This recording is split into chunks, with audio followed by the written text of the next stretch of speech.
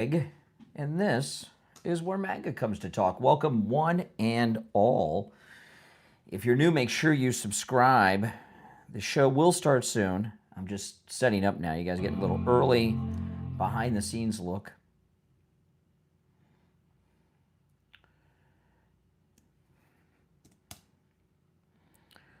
Oh, yes. This is a great day. It is a great day. President Trump is winning every which way but loose, man. I mean, we're just doing so well. I do take live calls.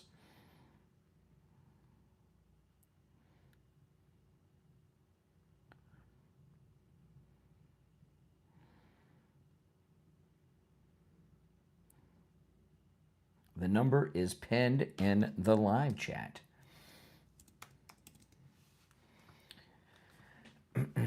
As soon as I'm all set up, I'll start the mainstream.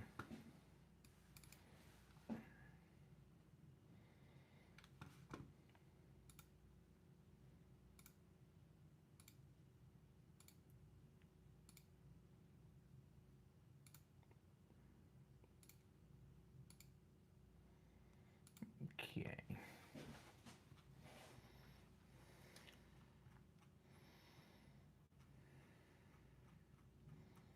Welcome, everyone.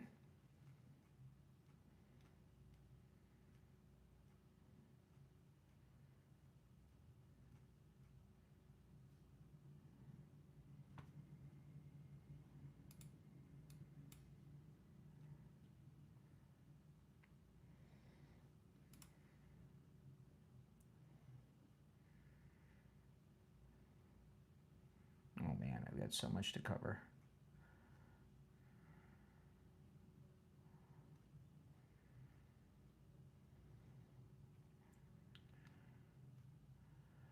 Let's see, where am I going to start?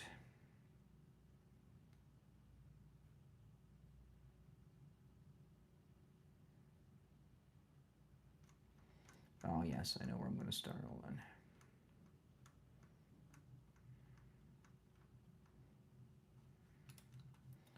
With that one.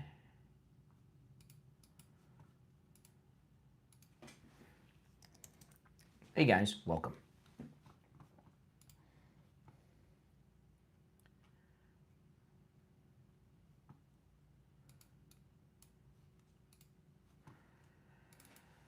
Okay.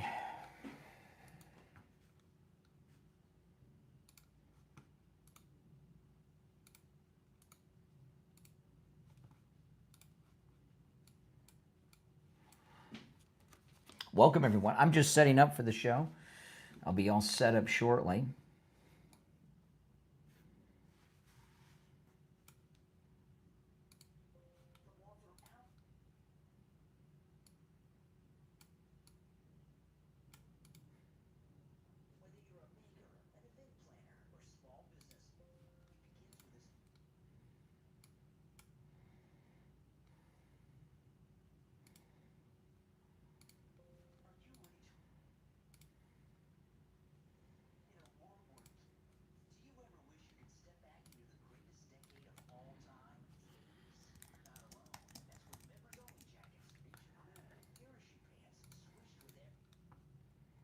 Welcome, everyone. Yeah, I'll start the mainstream soon. I'm just setting up now.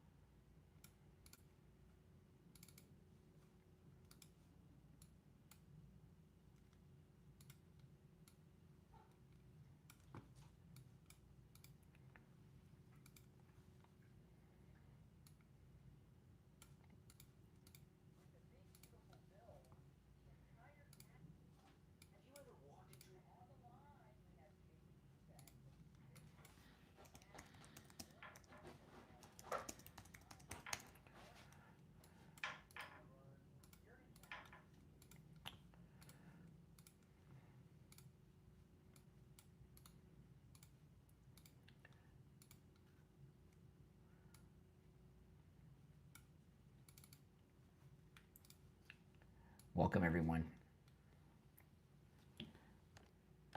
If you're on hold, hang in there. Got so much to cover today.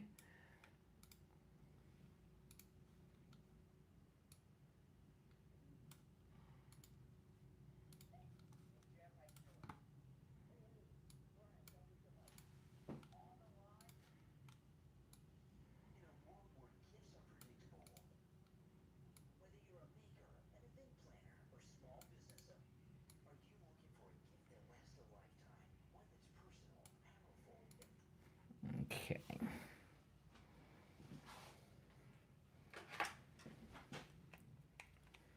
There we go. Got to turn all the lights on. Welcome, everyone. If you're new, make sure you subscribe. This is where MAGA comes to talk.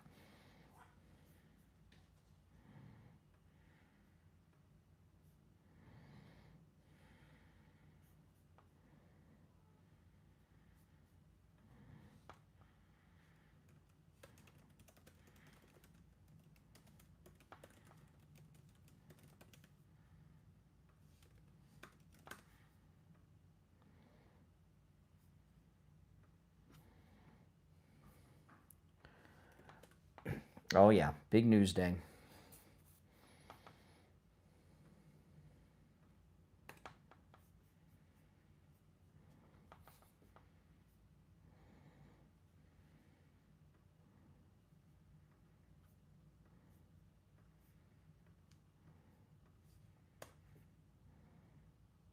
Okay.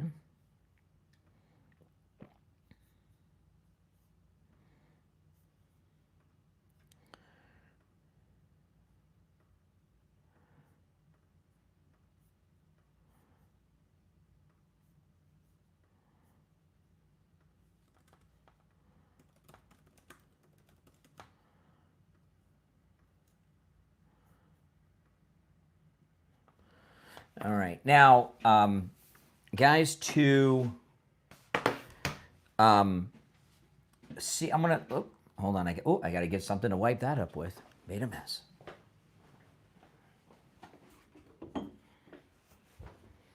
I spilled some coffee.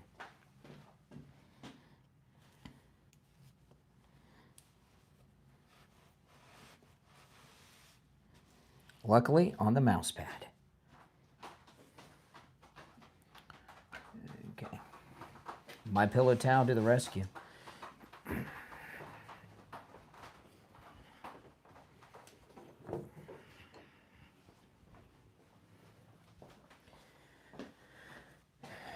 All right, now I'm going to be playing a lot of audio on the program today and video. So if you want to see and hear the audio that I play, you have to go to my main live stream, which I'm going to start in a moment. The link to my main stream is in the description of the video, guys. Here you get to see and hear me, obviously, and the callers, but to see and hear the audio, you've got to go to my main feed. All right, let's go. I'm going to start the main stream up right now.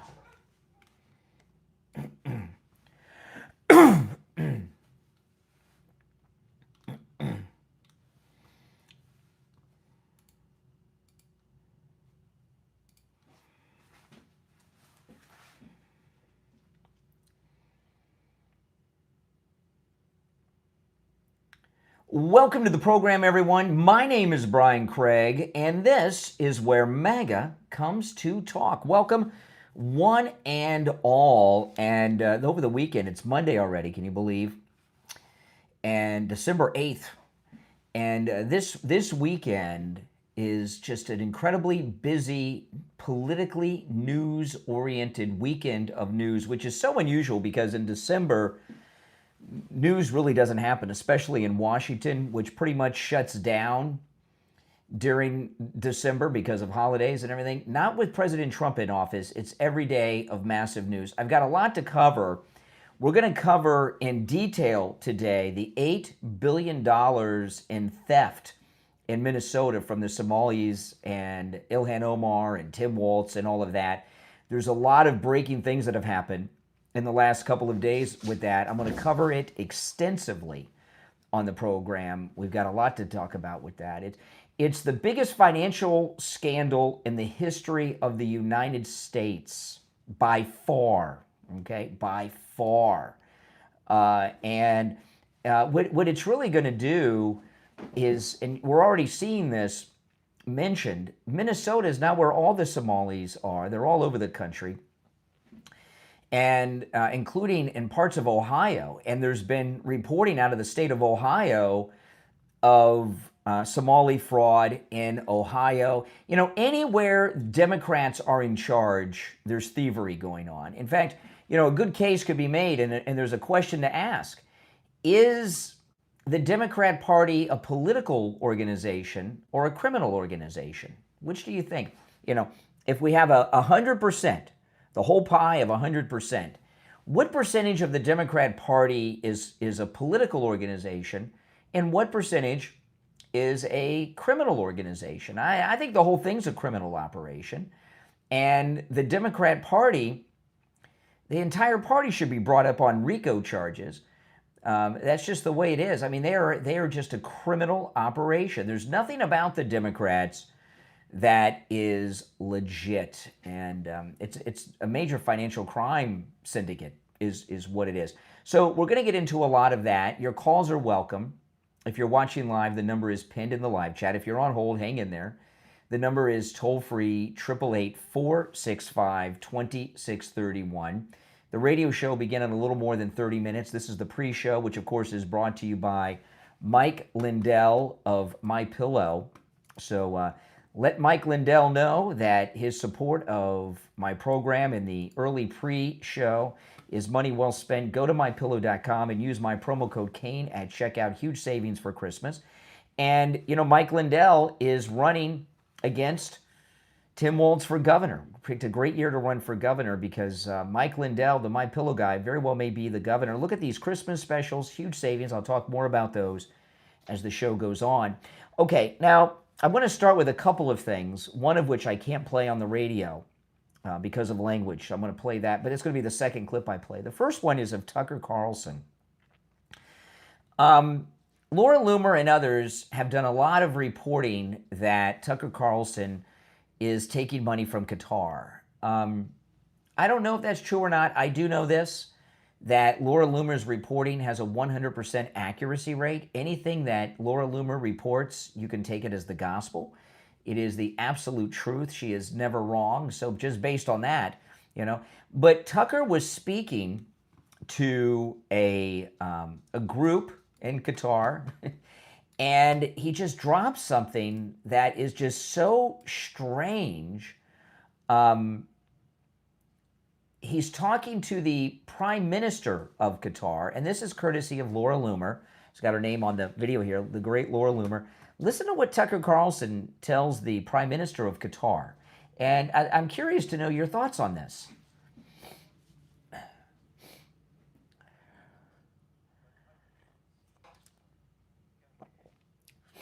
That's not Tucker, that's the Prime Minister of Qatar. Here we go.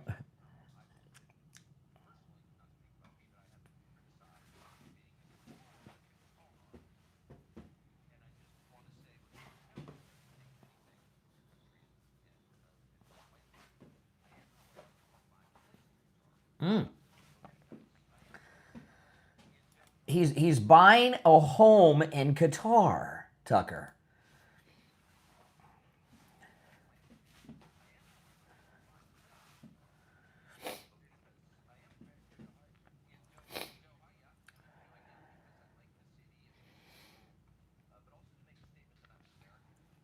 Huh. Interesting. Now, you know, I don't know of anyone who's bought a house in Qatar, and Qatar is not a cheap place to live, right? They're very affluent over there. What are your thoughts on that? Is that strange? I think it's very strange.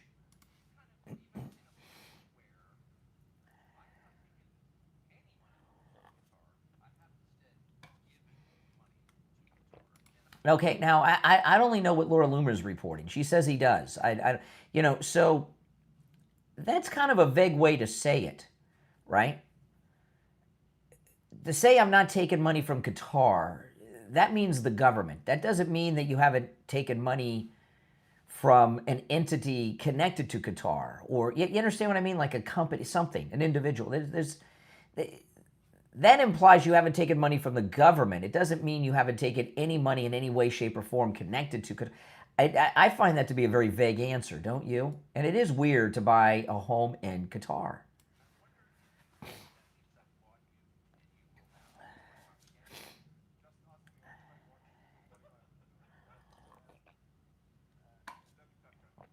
Look, that's the prime minister with the accent.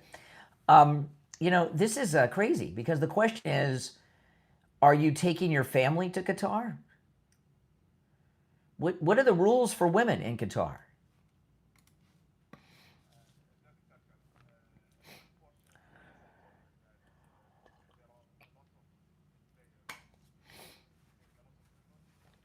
No.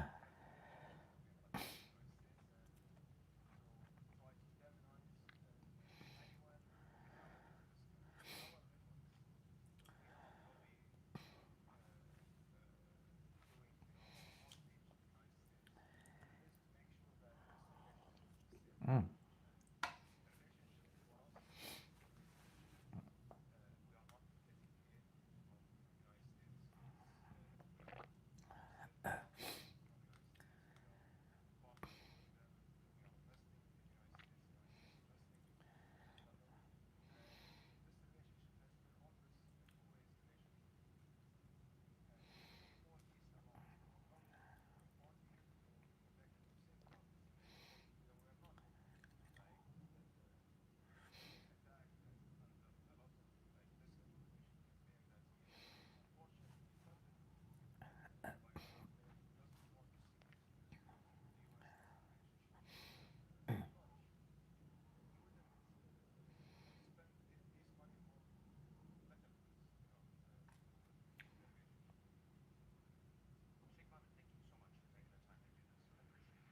Sheikh Mohammed. There we go. Tucker Carlson with Sheikh Mohammed talking about buying a home in Qatar. That very strange. The next clip I play, I can't play on the radio, so I'll play this in a few minutes, and it's on another issue. Qatar, I've been told by people that are in the know that Qatar, more so than Iran, is backing the terrorism and the wars against Israel.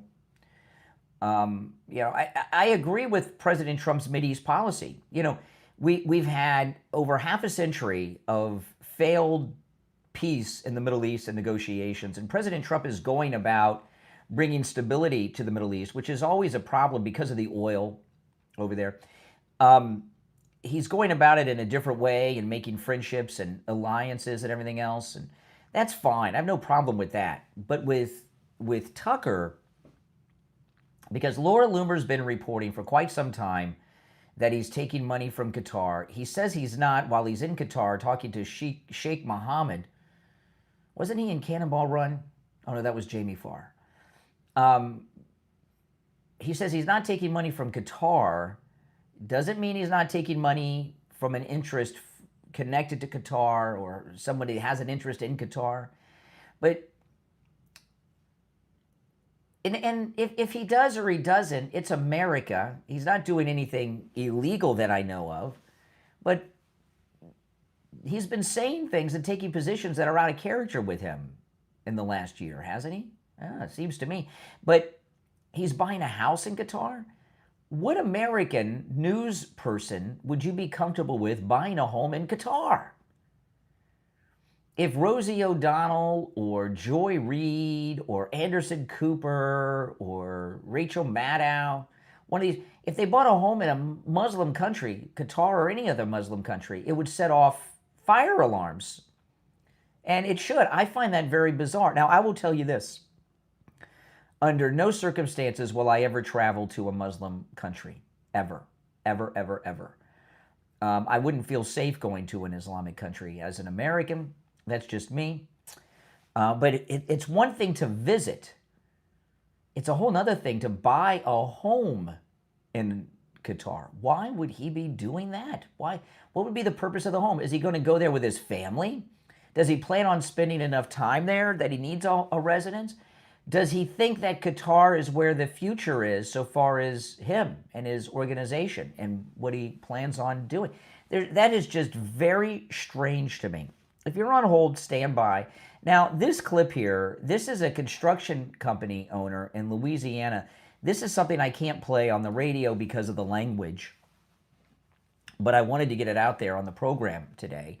You know, there's deportations going on all over the country, including Louisiana, and he's talking about the effect on the construction industry, his construction company in particular, with the ICE raids going on. Pretty amazing story. Listen.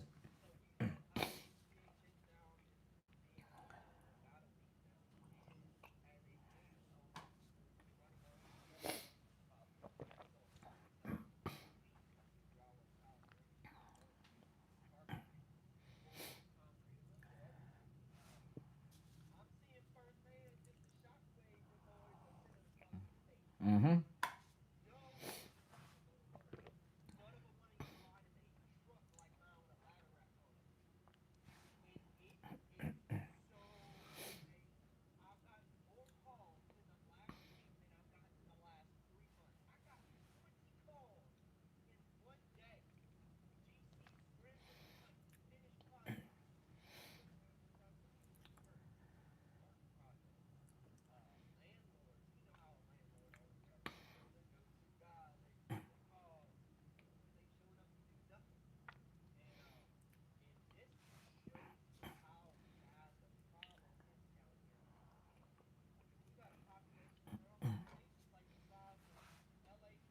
Mm-hmm.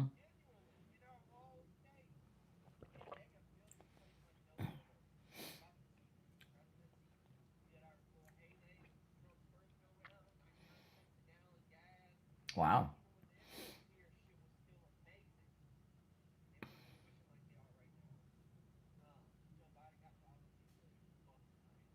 Can't play this on the radio, so.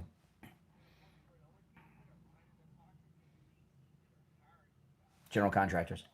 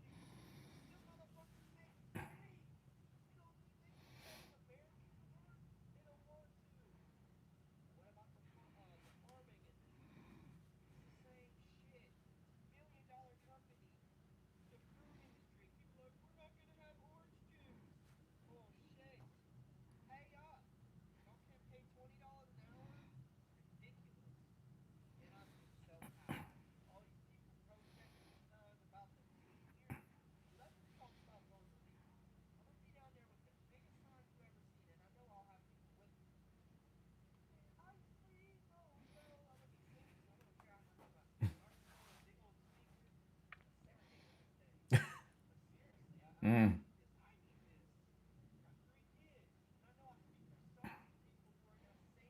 That's right.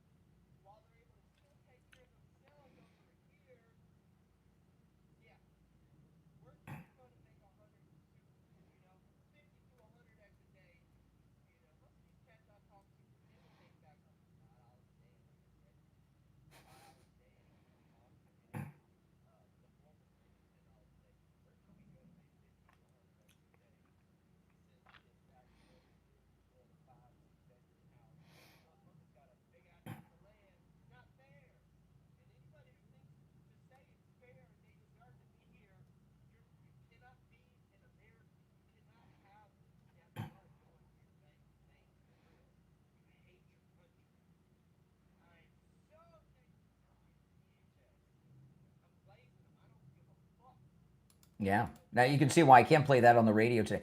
This guy is right on the money. And, here's the thing. You know, the way the left have always portrayed the illegals is they say they're taking jobs that Americans don't want to do, right? Lawn mowing and cleaning houses and such, which is nonsense. They take high skilled jobs away from Americans because a lot of the people that are here illegally have skills, carpentry skills, or whatever skills, right? A lot of them have skills. And by the way, all these jobs that you think Americans don't want, Americans do want them. Maybe you don't want them. Maybe you don't even want a job. But what the Democrats want is they want their low-cost nannies and lawn guys and everything. What the Democrats want is the same thing they wanted in 1860. They want to keep their low-cost labor, slave labor in place. But the reality of the situation is that there's been a major impact, a negative impact on the economy from the illegals. What is the positive that the illegals have given to this country? Whether it's the stealing of the $8 billion in Minnesota, taking jobs away from Americans. This is a guy whose business was not doing that well because there's so many illegals in Louisiana. They're taking the business away from him and others. And what President Trump is doing is bringing the economy back for Americans. You know, the Democrats have started a fake crisis, which I'm going to talk about. But first, I want to take a break.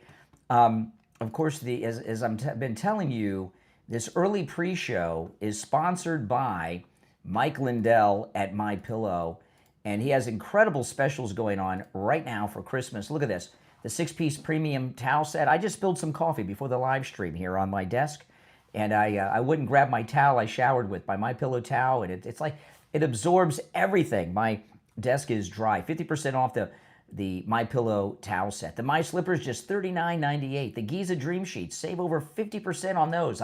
I have all these products. The premium My Pillow, save over 50%. The My Pillow mattress toppers, I have the mattress toppers too. They are spectacular. As low as $149.97. Huge savings. You can use my promo code site-wide at mypillow.com. And there's a money-back guarantee through March 1st of next year. That is absolutely amazing. Yeah, and also you may be buying these great My Pillow products from the next governor of Minnesota if things go well. Now, make sure you use my promo code KANE at checkout, K-A-N-E, so you can take advantage of these huge Christmas specials and incredible deals. You can use my promo code KANE, K-A-N-E, at checkout on all the specials at mypillow.com, not just the ones I talk about. Also, Mike Lindell is sponsoring this early pre-show and the extension I've been doing to the program the last few months. So I need to have a good performing month from you guys out there in the month of December, because in January is when I'm going to get the word as to whether or not it's going to be permanent throughout next year. And that would be wonderful. I love doing this early pre-show, and that would make it possible. So go to mypillow.com and use my promo code KANE at checkout, K-A-N-E, for all of these great specials. We'll be right back.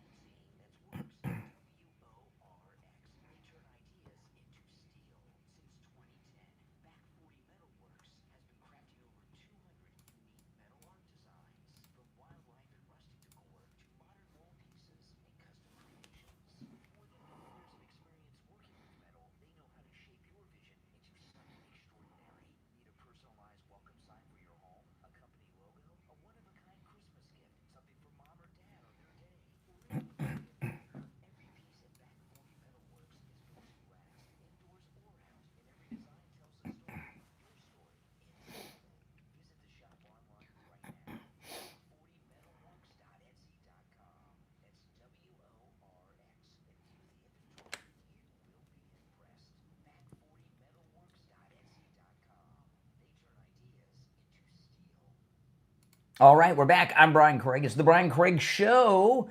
Make sure you subscribe if you're new. This is where MAGA comes to talk. You're on the air. What's your name? Where are you calling from? Hello, my name is Michael. I'm calling from the road. I'm a truck driver. Oh, hey, Michael. What's up? Hey, I wanted to call in. I just happened upon your stream for the first time. Welcome. And I heard what you were talking about the illegals taking skilled jobs. Oh. And I am in one of those jobs that has been truly negatively affected by the illegals. Mm-hmm. That's right, truck driving. Thanks to President Trump, especially with the accidents lately that have killed people, and him enforcing the law of the English language proficiency for truck drivers, he is trying to bring truck drivers back to what they should be. Mm-hmm. Yeah. You know, it's caused the pay to go down for you guys, hasn't it? The low-cost illegal truck drivers? Oh, definitely. I mean, they'll take the loads because they know they'll take the loads at a lot lower money because they send the money back to their home countries, which is worth a lot more there, and it destroys the American economy, not helps it. And they don't claim. And they don't pay taxes, right? Because they're illegals. They don't exactly. have a nephew of mine is actually going to school to become a truck driver. Now, this just came up in the last month or so, and when this first happened, this enforcement with the illegal truck drivers, I was talking. I used to see ads all the time for truck driving schools. I haven't seen one in years because there hasn't been the demand for truck drivers because the illegals have been taking the jobs. Well, and then you look at the accident like recently down in Florida. Oh, yeah. The accident in Ontario, California. Yep. I know there's been others, but I know a lot of states are still trying to fight this, even though it's been the law since the CDL came out that English language was required. Yeah. To be able to get your CDL, but you got guys out here that can't speak the language, don't try to. I don't know how many times. And another thing too is they don't have. It's not just the language. They don't have the skills, the training, or the experience to drive these big rigs, and that's why you're having these deadly accidents. Well, like the guy down in Florida, he couldn't even answer 2 out of the 8 questions that they asked to test the proficiency and be able to identify our road signs and stuff. Yeah. And 3, I believe it was 3 people that died in Florida, 2 people that died in Florida because of it. Yeah, that's right. Not to mention the accident in Ontario, California, and others. On the Florida Turnpike, not too far from where I'm at. Accidents with professional truck drivers, long haul is really rare. I mean, there's obviously accidents, but they're rare, and it's because you guys have the skills and experience to drive those big rigs and handle them. When there's bad weather or you have to make it. The one in Florida, he was making a U-turn on the Florida Turnpike, which is against the law. And that's you wouldn't have made that U-turn. I know where he made it. There was no visibility, and that's why he got all those people killed. It's really scary. There's no interstate that you can legally make a U-turn on the way he did. No. Every one of them you're going to see a sign that says authorized vehicles only or no U-turn. Yeah. And I want to praise states like Oklahoma, who are really pushing the English language, and Arkansas, who are really pushing the English language inspections for getting these people off the road. Well, I imagine most of them. Most of them are probably happening. I'm sure some are happening with traffic stops with state troopers, but a lot of them are probably happening at the way stations, right? If you don't stop at those way stations, will the troopers come after you? Depending, like me, I have a pre-pass system. Yeah. Which will tell me whether I can bypass it or not. Yeah. And I haven't personally had an English language inspection, but I have a friend who's went through that area and has had 3 of them. Really? Wow. He's had 3 different ones, and he has seen where the tow trucks have been sitting there waiting to take trucks out. But I mean, another thing about it, for example, a guy that was arrested in Oklahoma for he was an illegal, had a New York CDL, and under the name had no name given. Oh my goodness! How is that even possible? Believe me, I'd like to know the answer to that myself. Yeah. And out of 2 of the deadliest crashes, they both had California CDLs. Yeah, and out of California, they found out a woman at the DMV was taking the test for some of these people too to get their CDLs. And they also closed down 3,000. I think I've heard last estimate I heard was like 3,000 schools. Yeah, that's right. That were illegally passing drivers. That's crazy. It's crazy, but it's a good thing. You know, truck driving is a great American blue collar profession. You can make I don't know if you can these days, but you used to be able to make a good living as truck drivers. And you know, I've been doing it off and on. Mm-hmm. I've been doing it off and on since 1992. That's a long time. I got away from it for a while, but I came back to it. It's in my blood. You know, my mother was a truck driver really? For years. My ex-stepfather was a truck driver for years. Until they both passed away. Do you do long haul? Like how far do you drive? I run 48 states. Oh my goodness! Really? Wow. You know, there's always been matter of fact, right now I'm in Ohio, heading to Illinois, and I'll be heading to Pennsylvania after that. What are you hauling? I haul reefer, refrigerated. Right now I've got food stuff in here. So your friend who's had this language test done 3 times. Was that done by being pulled over by the police, or were those in weigh stations? Do you know? So those were in weigh stations during inspections. That's awesome. That's a good thing. That's a good thing. And I've been reading stories where they've actually been going into truck stops and doing it. And I think what I would be glad to see is them doing it in every state the way they should be, because it is part of the law. But thanks to Democrats, our state troopers had to ignore that part of the law because they wouldn't let them enforce it. But you know, if what I would like to see them do is confiscate the truck and its contents for companies that are knowingly hiring illegal drivers. That would really crack down. Well, I know a lot of them. What they're doing when they do put a driver out of service, they're impounding the truck, which of course is going to charge the company. They're impounding the truck until the company can send a English-speaking driver to pick it up. Wow, and the load too.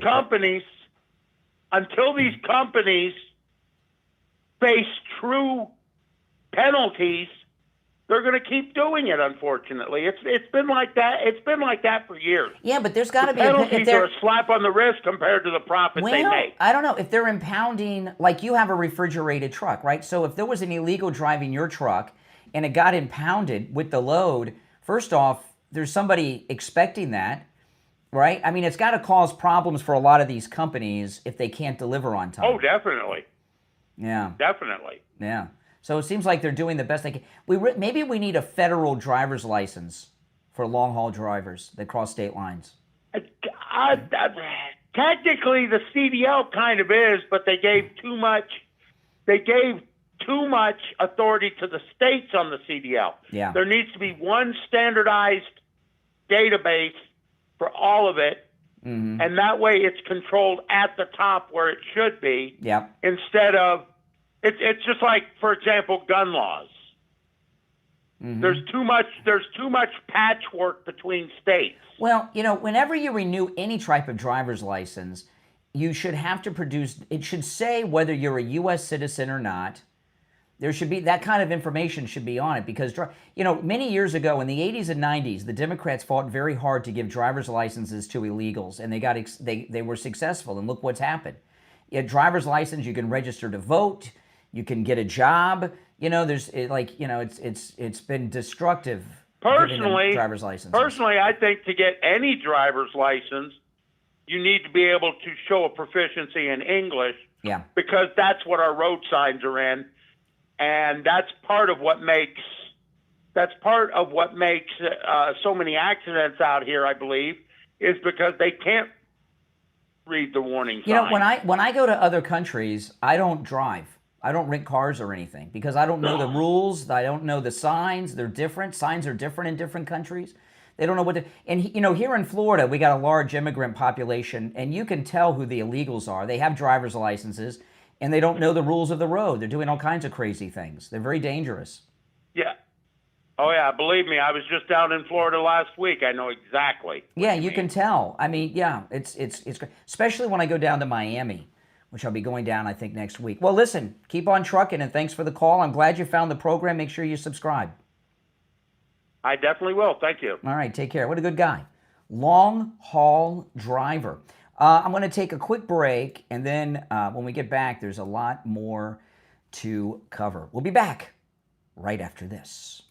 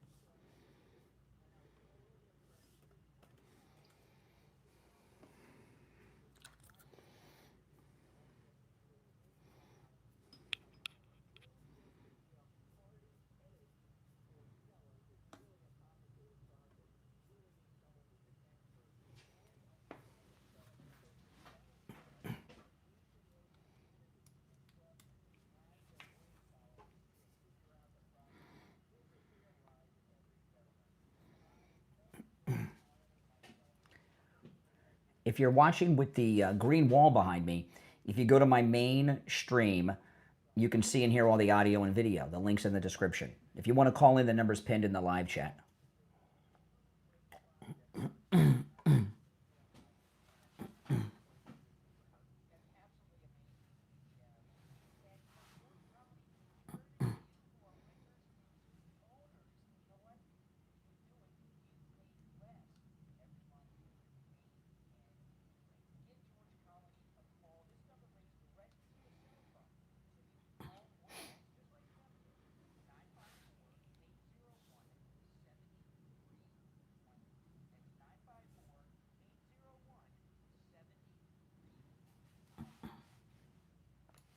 All right, we're back.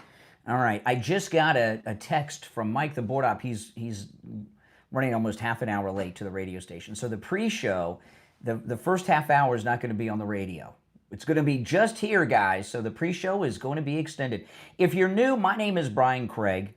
This is where MAGA comes to talk. And I host a morning radio show that's on a bunch of FM radio stations, and when I'm on the radio, I live stream here on YouTube.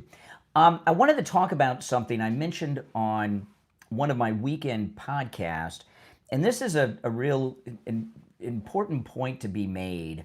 You know, with the arrest of the J6 pipe bomber by Bongino and Kash Patel, they've really been redeemed a lot in my mind. Have they in your guys' mind been redeemed? I would say absolutely. You know, one of the things President Trump has run on in all of his campaigns is draining the swamp. And he's had incredible success with it. I mean, you know, we have MAGA governors around the country. We're going to have more MAGA governors after this election. He took over the Republican Party and defeated the establishment. And We have all these MAGA members of both houses of Congress. We even have MAGA Supreme Court judges.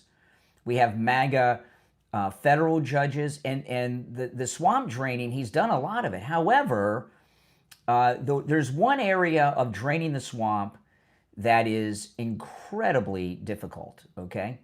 The bureaucracy, those who work for the federal government, that's one. The second one I'll tell you about in a second because it's more important than even that. Doge and the government shutdown we just had have gone a long way to getting rid of these federal workers that cause so much trouble, right? But what's happened is the bureaucracy, in particular at the FBI and other agencies like that, have been slowing down Kash Patel and Dan Bongino, but they overcame it with the J6 bombers being arrested. But the main problem we have in the swamp right now is, and we had a big problem in Congress with the swamp in the first term, and we've done a great job there. We still have a lot more to do. But we've done, President Trump's done a great job of draining the swamp in Congress. But the one part that's most difficult, and he's made great inroads in doing it, is with the federal judges. And a lot of people get listen, I've been impatient with Kash Patel, Dan Bongino, and Pam Bondi too. The J6 pipe bomber,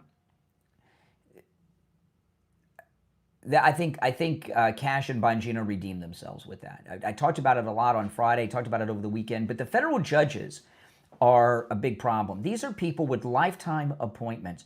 I haven't heard any judges that were appointed by presidents pre-Clinton come up. I don't know if there still are any. Are there any HW? I'm talking about not the Supreme Court, because like Clarence Thomas was appointed by Bush 1. But I cannot imagine there's any Reagan or Carter judges around. I never hear about them. I hear from GW judges, Clinton judges. These, federal judges have lifetime appointments. And in the instance of Ruth Bader Ginsburg, you remember her, she was incoherent, basically in hospice care, but she was still on the bench.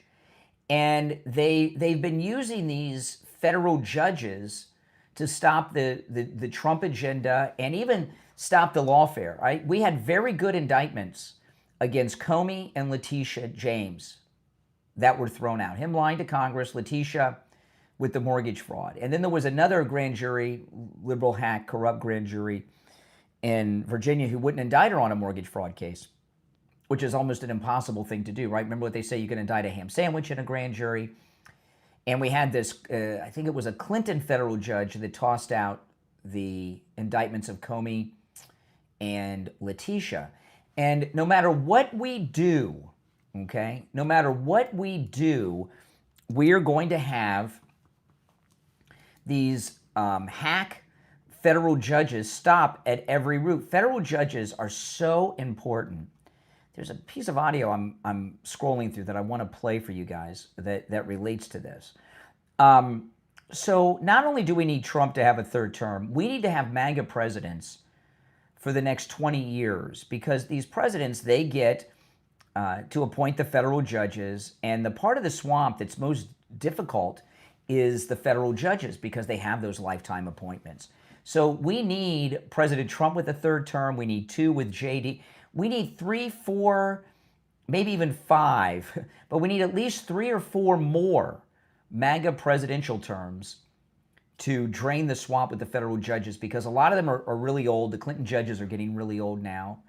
And we need more appointed by good MAGA people, because they're using these federal, President Trump has drained the swamp so much in the other areas. The one area, because of the lifetime appointments, he hasn't been able to is the federal judges. So now they're using the federal judges to stop President Trump.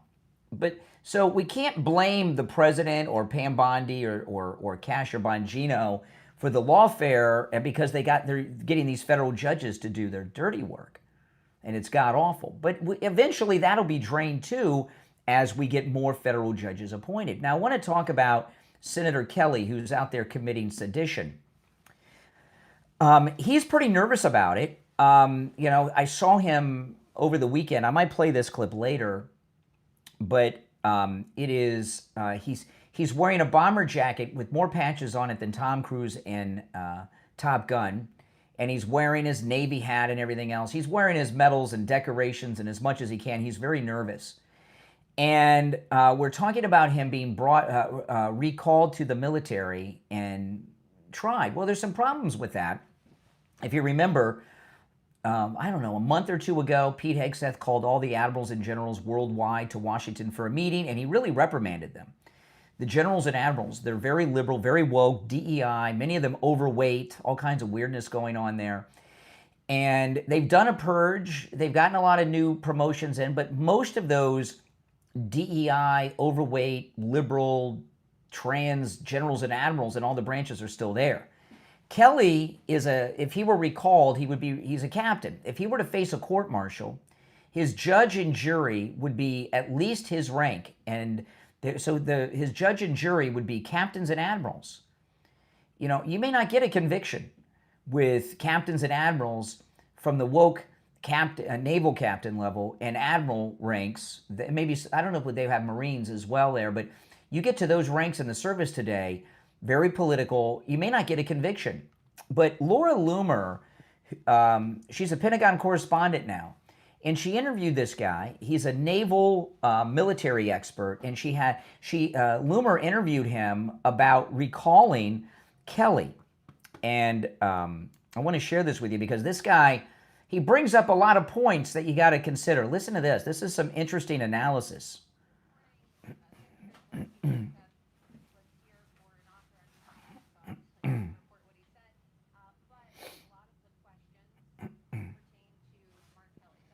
Okay, now, by the way, those of you watching on the live stream with the green wall behind me, if you go to my main stream, you can see and hear all the audio and video that I play. The link to that main stream on YouTube is in the description of the video with the green wall behind me, all right?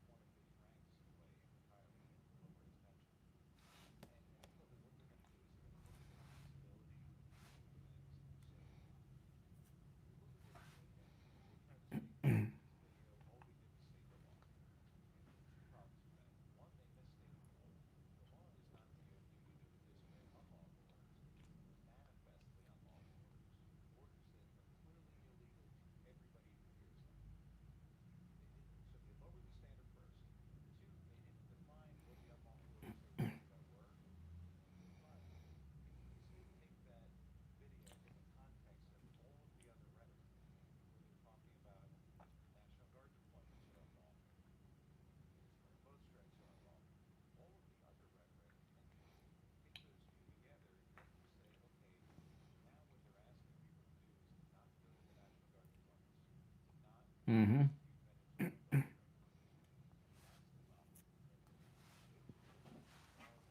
Okay, now this is good stuff, and Loomer is doing the interview here. This guy's in agreement with us about Kelly and his sedition, but he's going to go through, he's a naval lawyer, he's going to go through the legal problems, okay, that are coming up, and it's interesting. You got to consider this.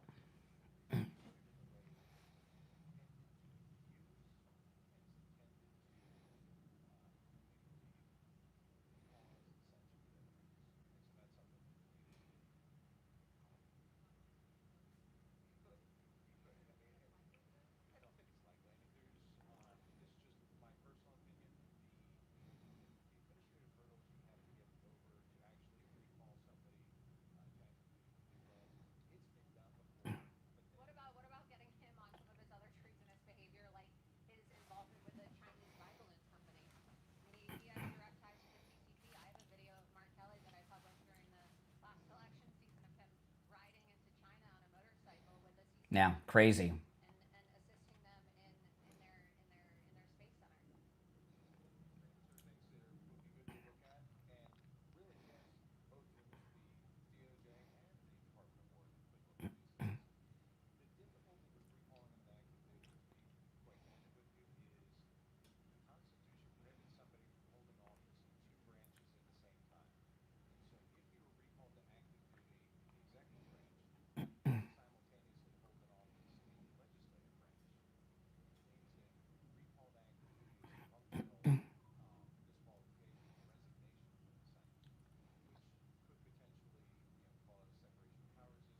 Yep.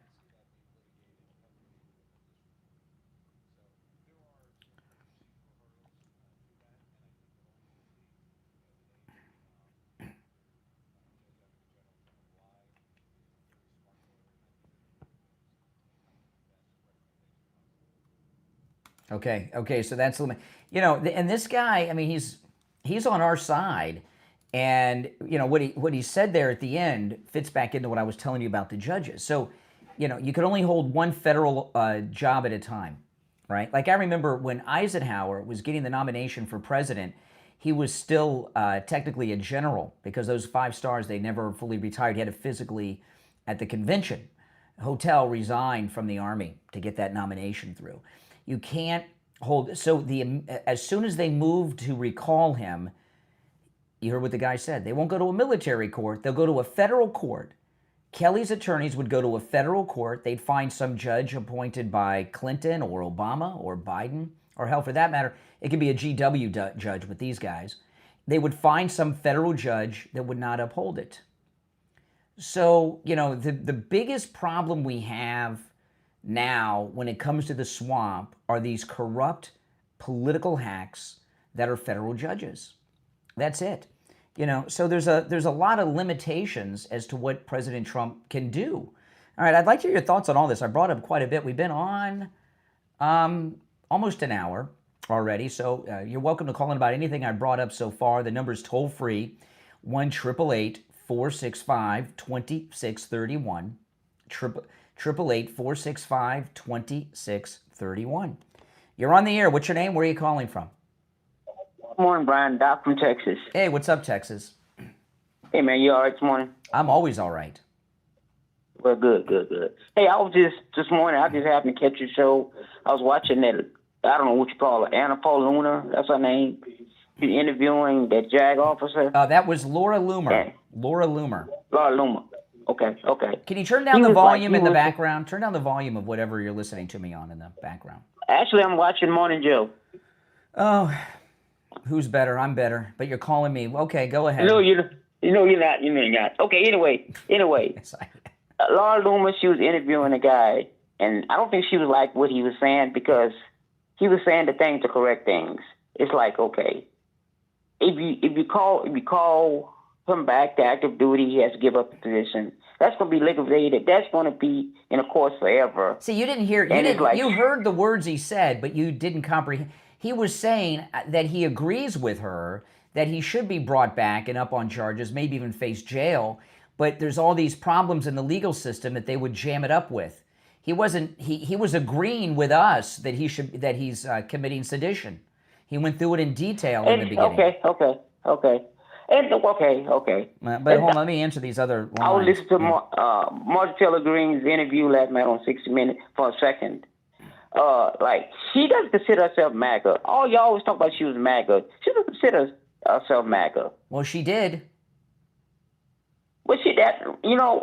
She thinks she's America first, which I don't understand y'all America first MAGA because I don't understand none of y'all anyway. America first is her.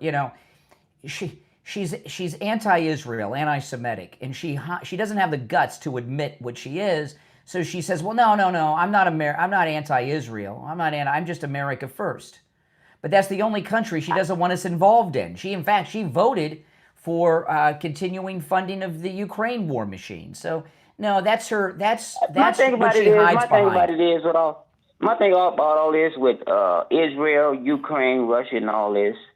My thing is about this. They've been fighting forever, and we keep getting involved with all that stuff. We need to start handling it. We got so many problems in the United States, and I don't think Trump is. He's saying, "All I'm gonna do is I'm gonna do it." He ain't doing nothing but making He himself stopped and his 2 family. wars with Israel. He stopped the. No, he didn't. Yeah, they still fighting, Brian. They still fighting. Excuse me. He stopped the Israel-Iranian war, and he stopped the war with Gaza. They still fighting, Brian. You're talking about some skirmishes. You know, By skirmishes, they're still fighting. Skirmishes is skirmishes. They're still fighting, Brian. No, he ended both wars. You can say anything you want to say. They still fighting, and you want to admit it, but that's fine. That's fine. You have your opinion. I got mine. So that's all I want to say. You have a good day, man. And what's Morning Joe talking about? They're talking about the boat strike and all other stuff. The what strike? The boat strikes. What happened with Pete Hessick ordering the boat strikes. Let me get this. So is Joe and Mika, they're against stopping drug importation into this country of illegal poison? They're not. You see, that's your problem now. It is. You know what, Brian? Why did they have to shoot those boats? Why did they? Because they're terrorists. Because they're terrorists. Brian, our Navy is one of the greatest navies we have. Why couldn't they just go in and charge those guys? Because I agree with drugs. Trust me, drugs is destroying this country. It's destroying families. You know, President Trump said the other day that the importation of illegal drugs by the sea is down 90%. That's why you blow them out of the water. You know what?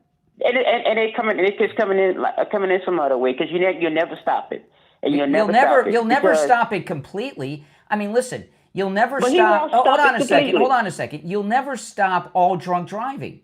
So should police stop pulling over drunk drivers? No, Brian. No. Okay. You see, Brian, that's what I'm seeing. That's why we. It's called logic. I say you. Okay, if you think these boats are traveling drugs, pick the drugs up, pick the people up, and charge them. Don't just kill them because they're terrorists. You don't know. They're terrorists, Brian. You charge terrorists. You charge them with terrorism. You kill them. You blow them up. You blow them up. No, you don't. No, you don't. What do you think we've been doing for the last Christian, and you say that. You saw yourself a Christian and you're saying that. How do you know those men was on those boats? You don't know. Nobody knows. No, our government knows.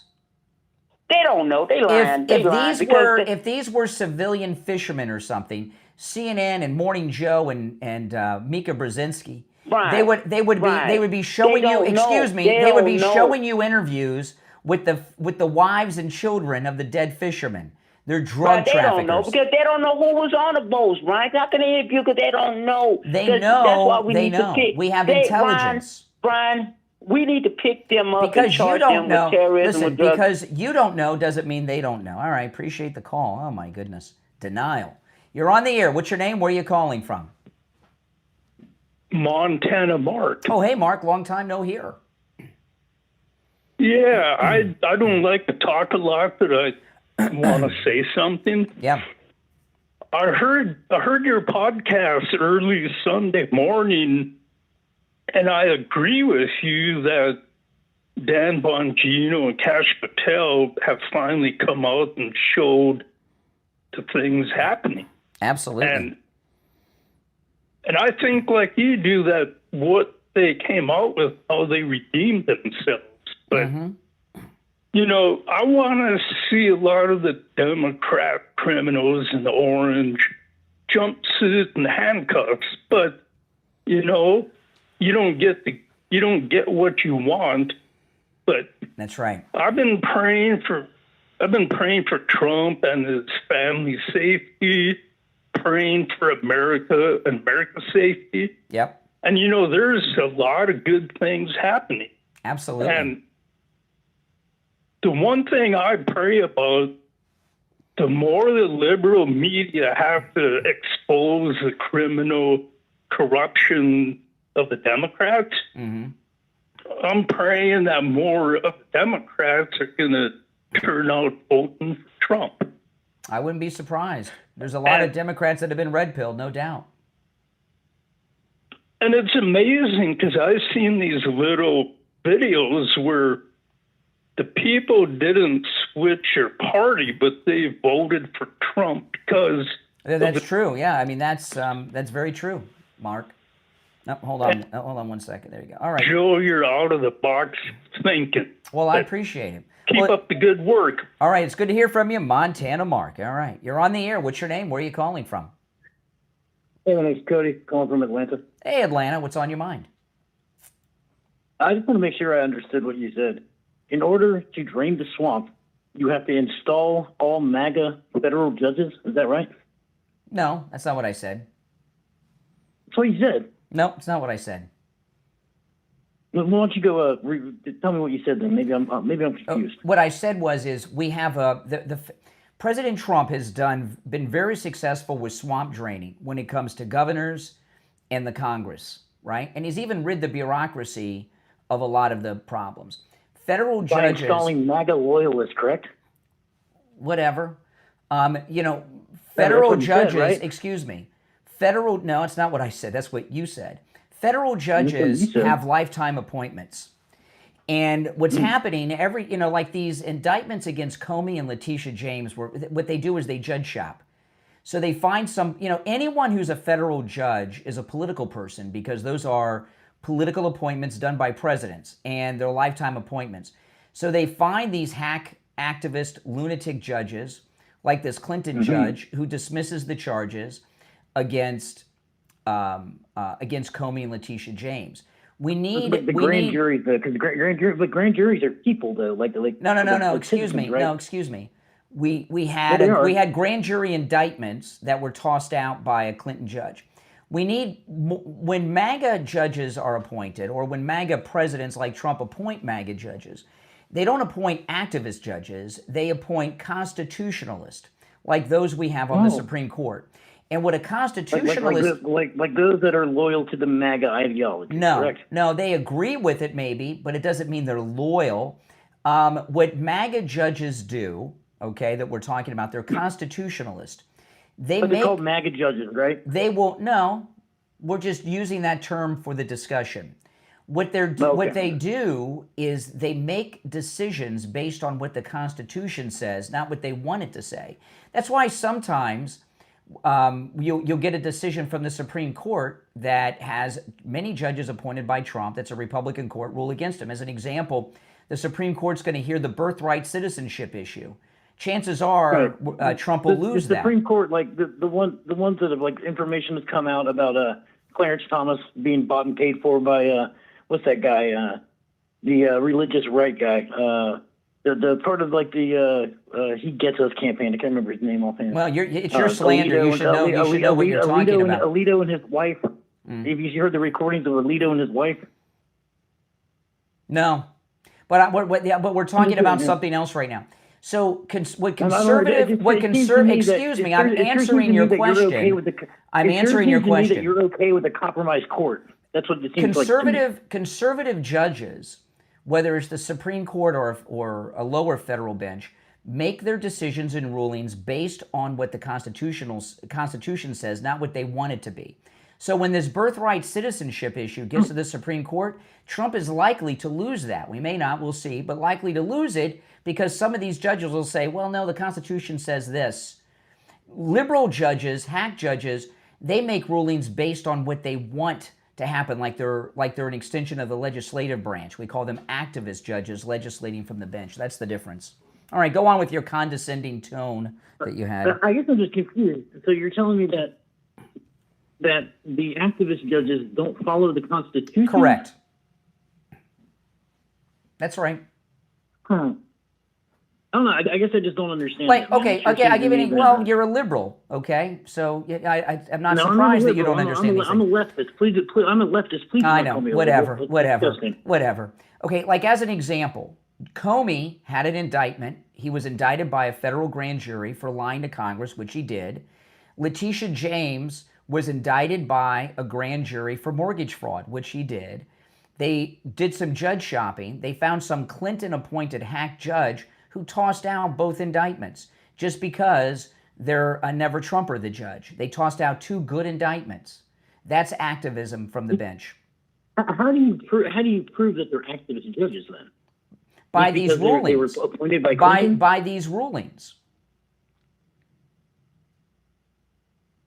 So it seems to me that if something doesn't go like towards Trump's favor, then they're just activist judges. Am I wrong? No, these were criminal indictments by grand juries that they were clearly guilty of, and before they went to trial to allow the jury to see the evidence and decide, they judge shopped to a hack judge who tossed them out. But y'all say this about every judge that doesn't rule in because Trump's they're favor, judge activist shopping. judges. They're judge shopping for federal judges that'll do their evil doing. They're looking for corrupt judges, and they go to a corrupt judge and they make their motions in front of corrupt judges. Not all judges are corrupt, but the ones they're going to are. And the solution to this is to install MAGA loyalist judges. Not correct? install. It's to have MAGA presidents in office for the next 4 or 5 presidential terms, so they can appoint conservative constitutionalist judges that'll make rulings based on the Constitution of the United States, whether it benefits our agenda or not. I don't know, Why man. are Some you of it sounds pretending like, to be stupid? You're not a dummy. Why are you pretending to be dumb? Because your idea. Oh, so you admit you're pretending to be dumb. And it's I making- asked you, why are you and it's pretending to be making me dumb? feel And you said, stupid. because. So you admit you're pretending to be dumb. No, your idea is making me feel stupid. Well, I would feel stupid too if I had your position. You're ridiculous. Oh, he hung up. His ridiculous liberal position. If you're new to my channel, guys, make sure that you subscribe, okay? My name's Brian. This is where MAGA comes to talk. We're going to take a quick break, and when we get back, there's a lot more to talk about. Don't go anywhere.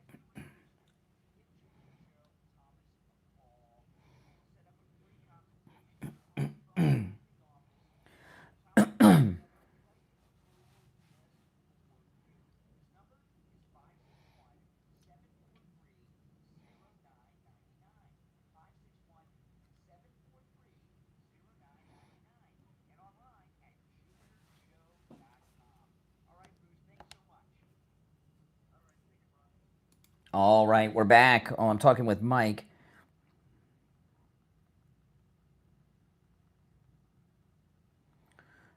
Okay, hold on.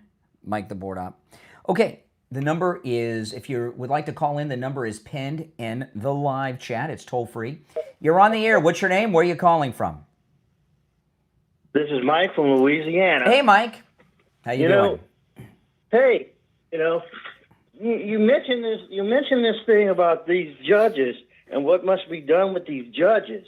I mean, yeah, they'll find these judges to drop these indictments, and basically the indictment against Comey, you're not going to get another indictment in Virginia, right? You're not going to do that because it's too liberal down there, right? Mm-hmm. So, but what needs to be done with these judges, and it's too high a bar for impeachment. It's 60 judges. It's just 60 Well, maybe things. that's why But Letitia James was doing her her mortgage fraud in Virginia.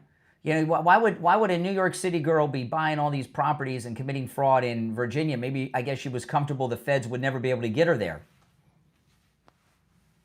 That's right. But here's the deal. The Constitution says they must serve with good behavior in mind. That's what the Constitution says. Mm-hmm. Good behavior. Yep. And I've done my research on that clause in the Constitution, and it's not as high a bar as impeachment. It's basically 51 votes. Mm-hmm. It's a simple majority. So if we can get the 51 votes, we can start removing these judges due to bad behavior. These judges are pretty corrupt. Yeah. I don't know how possible that is to do. Right? It's a tough thing. These federal judges. I mean, they have created this illusion that somehow the president has to answer to them, like they're his boss that he reports to. They're his boss, but again, they're tell me that participating in a coup and stuff like that is not bad behavior. Exactly. You know, so they're committing bad behavior. They should be not only have their pay docked, but they should be removed. Mm-hmm. Yeah. You're right. It's easier to impeach a judge, but they're using these judges as weapons. It wouldn't be so easy to impeach and remove from office as it would be in the past. They would really dig in. There's by the way, appreciate the call, Mike. Thanks so much. There's an old thing, that I kind of, and maybe this isn't the right way to be, but I think it is in many ways. You got to choose your battles, right? You got to choose your battles sometimes. And this is one of them, right? You got to choose your battles. So you got to weigh these things out, right? Is this a battle we can win, or is it completely hopeless? Do we want to spend a lot of political capital or public capital and cause a disaster here, but we can win over here, so maybe we should go here and do this?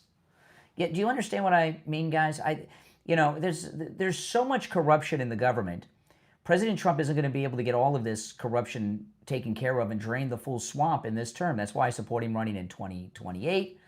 And we need more MAGA presidents in the future. All right, Mike has arrived. We're going to be on the air on the radio in about 30 seconds. So it's the bottom of the hour break. I'm assuming they were running a best of for the first half an hour. We got about 30 seconds. We'll be back.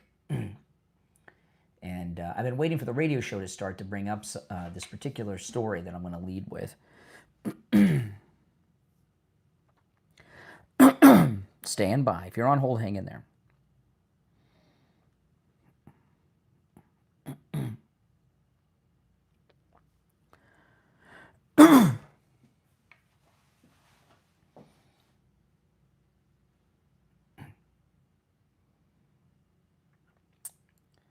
All right, welcome back, everyone. I'm Brian Craig. You're listening to Florida's longest running radio show, The Steve Kane Show, on the radio since 1977, celebrating 49 years on the radio. So much has happened over the weekend. This $8 billion, because that's where it's at now, this $8 billion in theft in Minnesota, this is so beautiful. There's already people, all the Somalians they brought in are not in Minnesota. They're spread in other areas of the Midwest as well. There's people in Ohio talking about Somalian fraud in Ohio. This is the largest financial scheme in history, and it's been exposed. And one of the things that came out over the weekend, the government program that they're using, that they've been using to steal from in Minnesota, the legislation for that program was introduced into Congress by Ilhan Omar. Yeah, I know. So this is great. And it started with $1 billion. Now we find out it's $8 billion.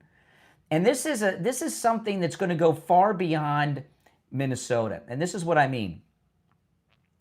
You know, after the first of the year, which is just, today's the 8th, right? So we got less than a month. As soon as we get past New Year's and everybody sobers up, it's midterm election season. This issue in Minnesota is heating up. Plus, Mike Lindell of My Pillow is running for governor in Minnesota. And you know he's going to be all over every media outlet, every podcast, every television station, every radio show, everywhere, talking about the $8 billion in theft, the largest financial scandal in American history in Minnesota.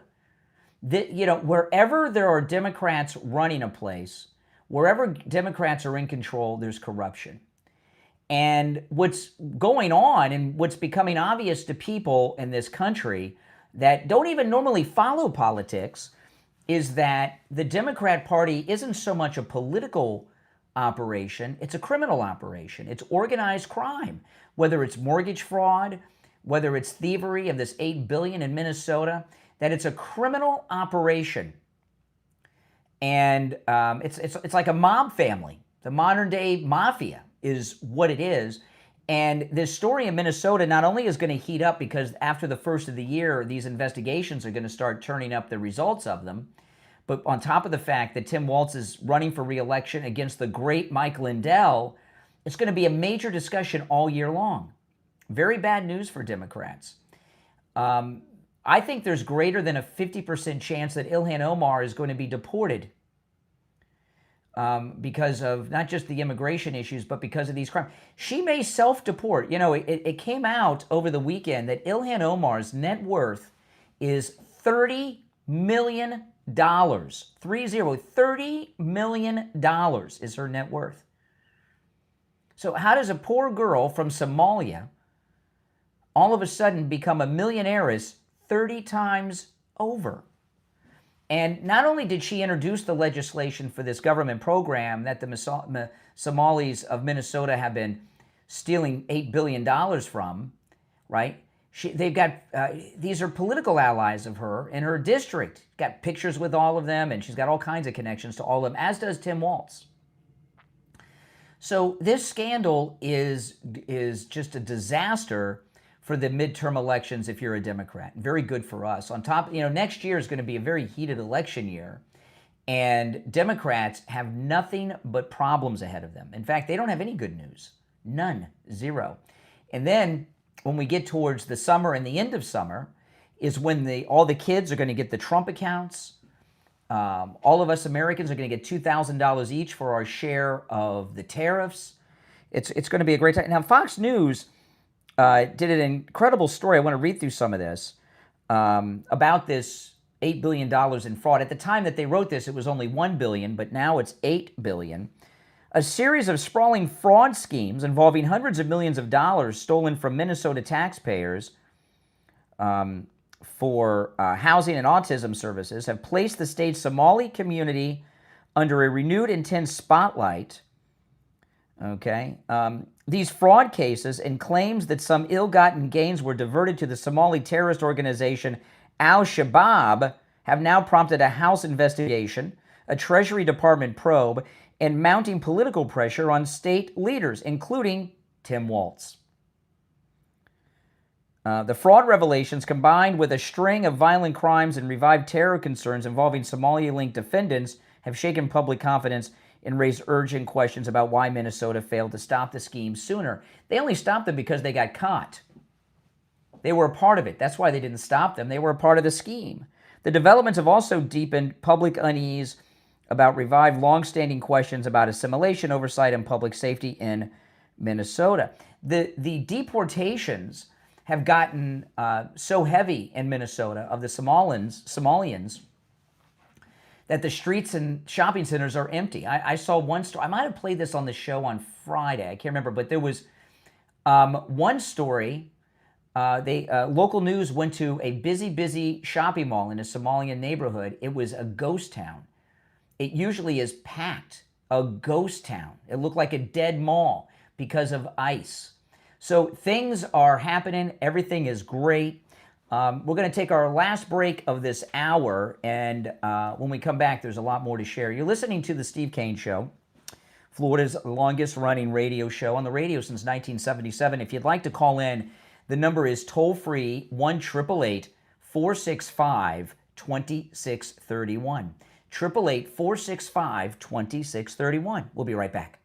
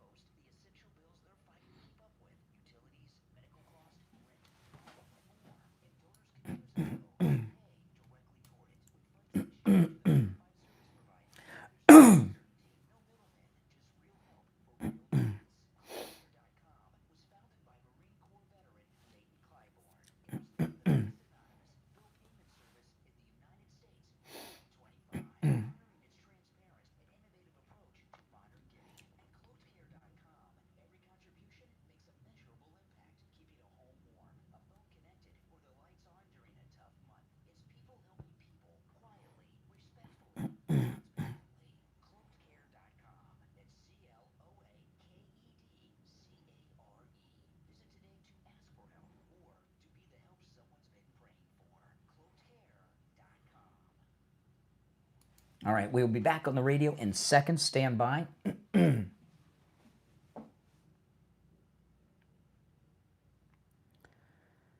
Welcome back, everyone. I'm Brian. It's the Steve Kane Show. So, Ilhan Omar, she went on Face the Nation over the weekend, And she's in a panic. I mean, we've been following her for a while.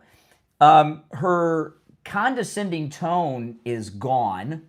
And I got to tell you, in the last week, her face looks puffier.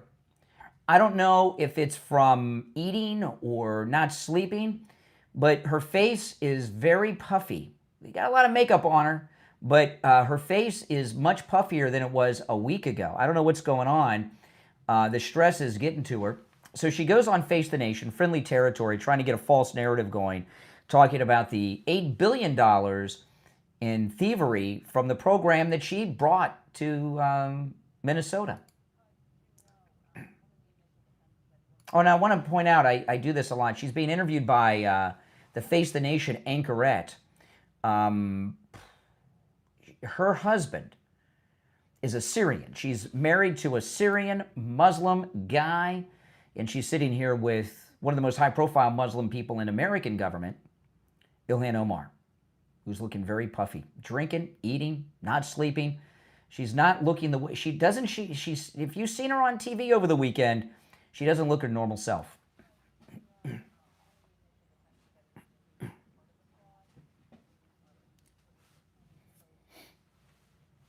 Of course.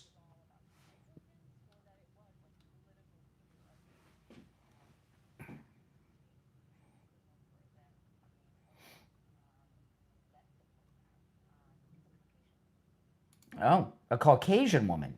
What does that mean? Does she think that those of us who are Caucasian, and then, and when she says she's a Caucasian woman, she does this thing. She backs up she leans into the host, and when she says, is a Caucasian woman, she backs up and smiles like she's made some point. Does she think because the woman's Caucasian that those of us who are Caucasian will say, it was a white person behind this thievery? Oh, okay. That's how racist she is, that she thinks white people who are conservative Americans, that if we find out that this largest financial scandal in the history of the United States government, that a white woman was in charge of this program at the local level in Minnesota, that we'll think it's okay? Oh, boy.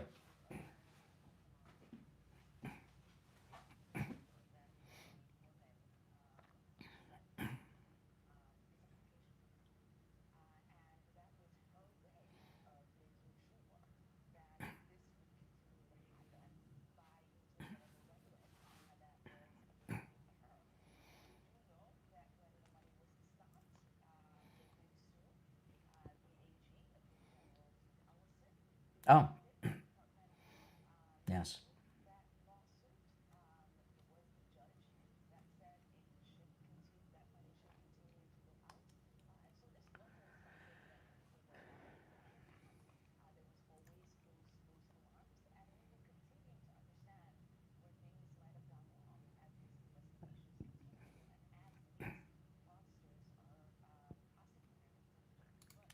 Oh boy. So what she's telling us, Ilhan Omar, is that the Somalis are actual victims of some white lady that we've never seen or heard of before. That's not going to fly. We don't support any crime that's being done by anyone. This is going to be one of the biggest election year issues out there because Scott Bessett's on this investigation. It falls under the Treasury Department, I guess, because of the government funding of this program where all the fraud was connected. So Scott Bessett, our openly gay Secretary of Treasury, is overseeing this. In fact, his department's the one that found all the fraud for President Trump. This is going to be one of the biggest issues next year. And if they continue on this route of playing the race card, that's not going to fly. I mean, people are... Now, there's one issue. I hate to even talk about this, but it's got to be addressed. The Democrats have had some successes starting false narratives. Okay, that's how they got Mamdani elected. I've talked about that a lot, so I'm not going to get into that now. But they have a false issue out there, just a totally made-up issue and controversy and crisis. It's called the affordability crisis. If you're on hold, stand by. I want to finish this because I will forget. I meant to bring this up earlier and I keep forgetting. There is no affordability crisis, okay? This is a made-up crisis. No one, except maybe Scott Bassett or President Trump and people like that, can afford anything that they want. We all have budgets. There's no affordability crisis, but the Democrats and their allies in the fake news media have been very successful in selling this. And I've seen some I've seen some Republicans on the news over the weekend addressing the affordability crisis. Big mistake.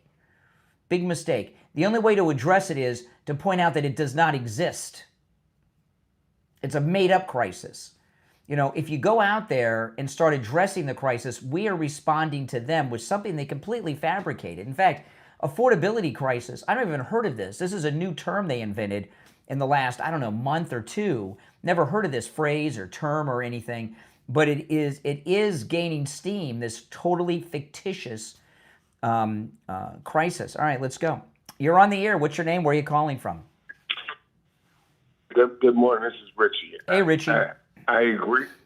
Brian, I agree with you with this thing. I don't know if you remember the Procter & Gamble soap deal that went down in South Florida, where they set up a bunch of stores that were dummy stores, and they were saying they were selling soap, and they were billing Procter & Gamble. No. They had these, they were cutting coupons. It was a coupon deal, but this is so bad. But the problem is this, and I agree with you that it should be like what you say. I mean, morally it should be. But I watched television yesterday. I watched Meet the President. I watched Stephanopoulos. You know what the two big topics were? And they never mentioned this. And so they control the narrative on there. You know what they were? Mm. They were the bombing of the boats. Yes. And the other that was the number one. And then it was the health care. And the affordability crisis, which healthcare is a part of in their false fake narrative. Yes. Yeah. So what I'm trying to say to you is these people put what they want and they ignore what they want. And the fact of the matter is, and you might disagree with me, the Somali thing, to me, I wouldn't know a damn thing about it. And so I know about it. I know how crooked they are, and they all should go. But what affects the people in this particular state more? The healthcare deal or the Somali thing in Minnesota? What I'm trying to say is that I think the Somali thing is the worst thing in the world, and the healthcare is Democratic fault. But it's this narrative that these liars on the media push down the people's throat, and I think that I think that's going to be a bigger issue in the election if we don't get that thing straightened out. And it ain't our fault, but they're blaming Republicans, and it's terrible. You're talking, yeah, no, I mean, listen, these are all, you're right. The mainstream media are not covering the $8 billion. Not at all. In Minnesota. That is correct. Yeah, they're not mentioning it. No. But the healthcare is going to affect how many people in this country? I don't think hardly anyone. The healthcare system is probably stronger because we're not supporting all the illegals anymore on it. Yeah, but they're dropping the premiums are going to skyrocket, and that's what they're talking about. And once the families see that those premiums go up, they're not going to be thinking about Somalia, and they're blaming the Republicans for it.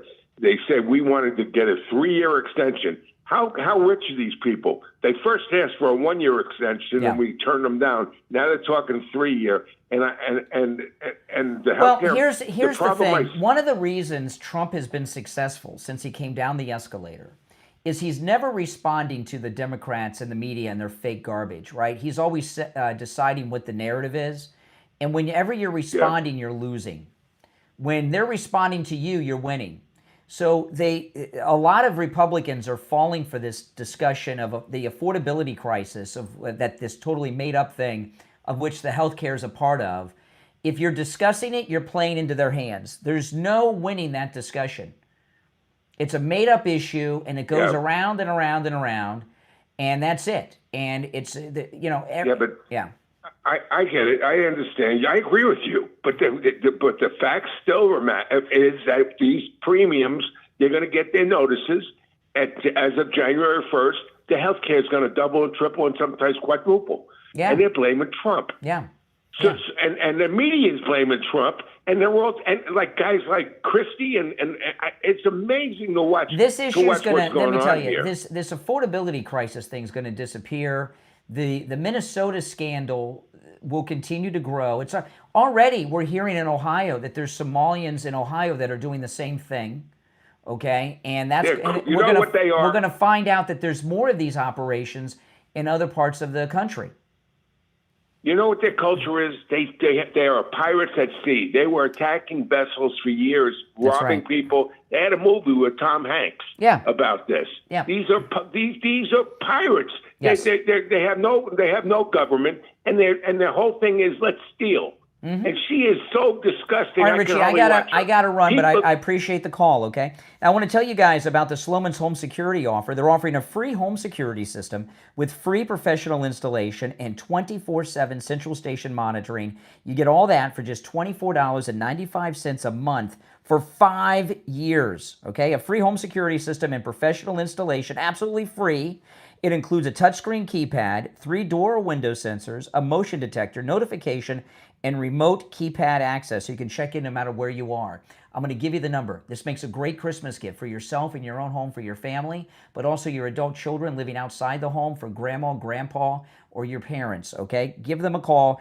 5 years for $24.95 a month. That's a good deal. 833-283-5050.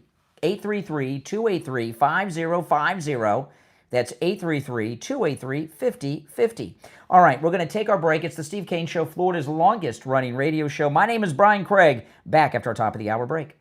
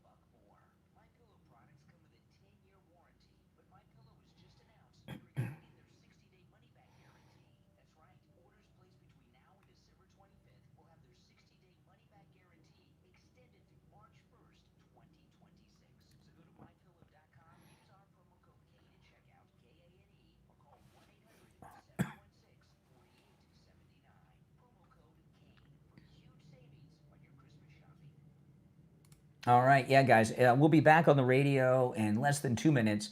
If you're on hold, stand by. If you'd like to call in, the toll-free number is pinned in the live chat, 888-465-2631, 888-465-2631. Oh, my goodness. Okay. Got so much to do in this hour. Let me see.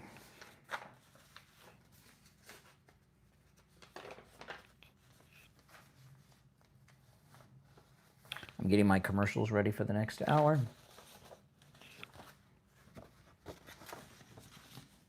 Okay.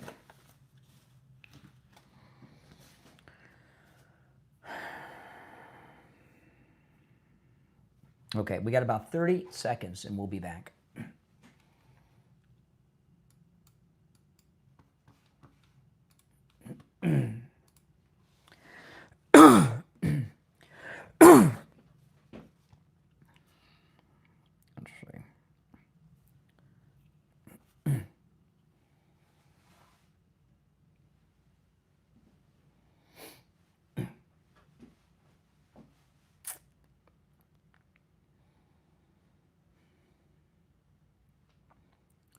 All right, we're back. I'm Brian Craig. It's the Steve Kane Show, Florida's longest running radio show. The 7 o'clock hour has begun. Welcome. We've covered a lot already.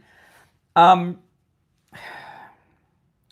a few things. I'm going to play a clip for you that I want to hear your thoughts on in a moment. But first, I want to tell you this. This war on MAGA that's going on in this country by the permanent Washington political class is going to all new levels. I'm not going to get into all the details of this now, but their most recent target is Benny Johnson. And you may have heard this, what's going on with Benny Johnson over the weekend. It's going to get bigger. I don't know if it'll make it on television. But, you know, when the Never Trumpers assassinated Charlie Kirk, there's been total chaos among the conservative influencers, the top guys, you know, that are all famous. And a lot of them have been angling the takeover turning point. And it seemed that Benny Johnson has kind of been the heir of that. And now they're going after Benny Johnson to bring him down. And if you've seen the story out there, I'm not going to go through it now. I may talk about it later in the week or on my podcast. I don't know. But it's really disgusting what they're doing to Benny Johnson. And it's all an effort to discredit him because he didn't take over Turning Point, but he is a MAGA influencer, and because there's a void after the Never Trumper assassination of Charlie Kirk, he got elevated and a lot, and that's why they're going after him now. And what's happening to Benny Johnson and his family is so disgusting and so low life, and there's so many evildoers out there. Now, I want to share something about Tucker Carlson, and I very much want to hear your opinions on this. Tucker Carlson has been taking very strange positions over the last year. He's said terrible things over the years about President Trump. He's not a MAGA guy. When he was fired by Fox, he was elevated as a big hero of the MAGA movement and conservatism and the new media. And after he got elevated, things got weird with it. He was saying all the right things, and then all of a sudden he became anti-Israel, anti-this, anti-Trump even, right? And Laura Loomer's been doing a lot of reporting that Tucker Carlson is being paid by Qatar. Now again, I don't know. All I know is that Laura Loomer's always right. Her reporting is always right.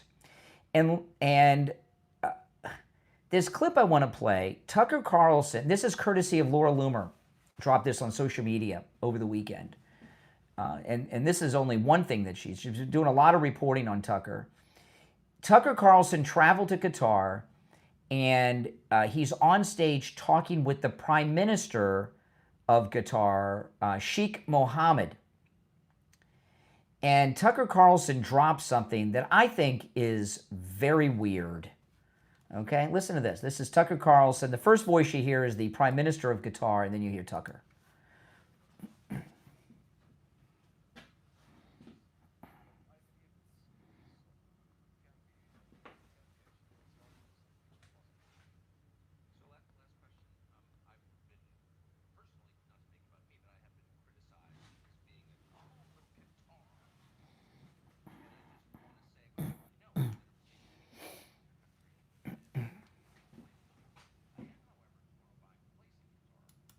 Whoa. He's buying a home in Qatar. Now, I don't know if it's in a house. I don't know if it's an apartment, a condo. But he's buying a home in Qatar. Why would someone like him do that? Why would you do that? He's got kids. Does he have a daughter? Would he take his wife to Qatar? What are the rules for women? Why buy a home in Qatar?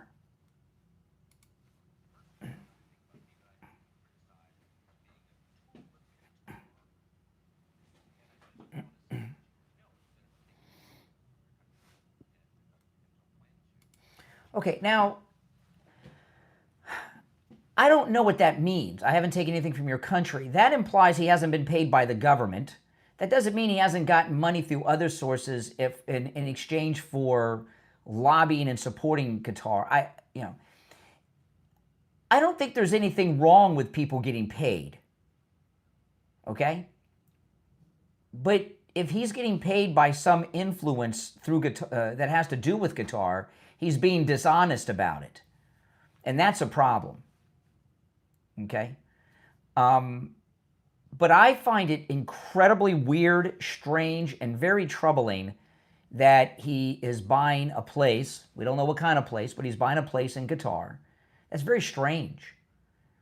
I mean, how much is he going to be there that he needs to have a place? What's the purpose of that? Let me rewind it, then we'll play the whole thing.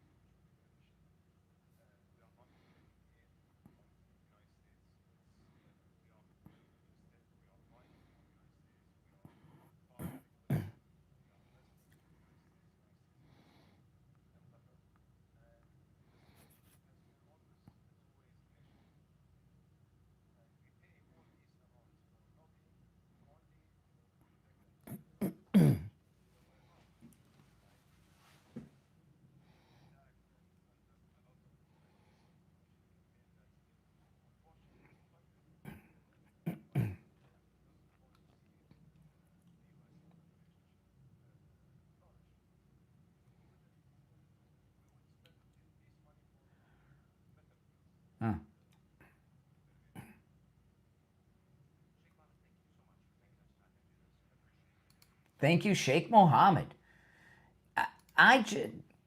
This is just me. Okay, now, I understand, President Trump took the plane. He's doing the Middle Eastern peace process. The Middle East has always been a thorn in our side in my lifetime, and it's all because they've got the oil wealth, and that's important, oil. Although the more we drill for here, the less important their oil becomes, right? None of the peace plans and processes have worked. President Trump is definitely doing an outside of the box kind of thing, which I support, right? He's making friends with some bad people over there, but for overall peace, so people stop dying, we get some stability, and then hopefully, we can win them over.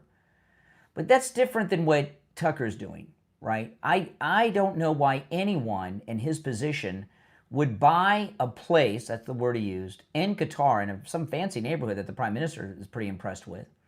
It can't be cheap. Qatar is one of the most prosperous countries around. Why would he need a home there? He says, just to prove a point, that I'm a free American. I can buy and stay and live where I choose. You're not going to tell me. Nah. It's too big of a deal to make. That's just a weird thing to do. I don't... Tucker Carlson isn't one of us, okay? He's Steve Kane, he said, a couple weeks ago we were talking about Tucker, he said he's overrated. I'll agree with that. But the time of celebrating him as some great anything is over for me. He's definitely on the suspect list here. I just find that weird to buy a property in Qatar. Listen, I know they pay a lot of people to go over there, a lot of Americans to go over there and speak and visit. Okay, I don't know, is that good, is it bad, maybe, maybe not, But to buy a place there, that's entrenching yourself over there. I think that sends a message to Qatar more so than anybody over here. And it sends a message that he's with them. He's planning a long-term commitment to their country. There's something fishy about that. I still believe he's deep state guy, CIA, not just because of his father, but because of what Putin said and everything that went on with Fuentes and all this stuff. I still believe that. And he needs to, and whatever his place is in Qatar, that's a place that can't be, that he can do whatever he does there. Nobody will know it. We won't know what he does in Qatar, will we? Nope. What he does in Qatar, no one will know. Why would he need a place over there? Do any of you, how do you feel about that? Number one, does it make you suspicious of Tucker? Is Tucker's place in Qatar a CIA station? Do you buy his story that he just wants to prove he's a free American man and he can buy property wherever he wants? I don't think so. I want to talk about life imaging FLA. This is December. And holiday time, and there's a lot of holidays over this month. Did you know is the deadliest time of year for heart attacks? That's right. According to the American Heart Association, more people die from heart attacks during the last week of December than at any other time of the year. You want to get over to Life Imaging FLA, get that heart scan. Ask them about the cancer screening. They find, sometimes with me, no plaque, no blockage, no cancer, everything's cool. But a lot of times they find people have issues, sometimes even over 80% blockage. And they stop a heart attack from happening by prevention, finding out about it so you can go to the doctor and take care of it. Life Imaging FLA offers free heart scans with a few minimum requirements valued at $699. While you're there, please ask about their full body cancer screening so you get that ultimate peace of mind. Life Imaging FLA is all about proactive health care. They're saving lives before symptoms even appear. This December, give yourself the gift of health and schedule your scan today. By the way, schedule the scan for your husband, your wife, grandma, grandpa, your brother, your sister, your kids. Get peace of mind for everyone. Give them a call. They have locations in Broward, Dade, and Palm Beach County. Pick up your cell phone and call pound 250 and say free heart scan. You'll be connected in seconds. That's pound 250 and say free heart scan. Pound 250, say free heart scan. You'll be connected in seconds. My name's Brian. We'll take a quick break and be right back.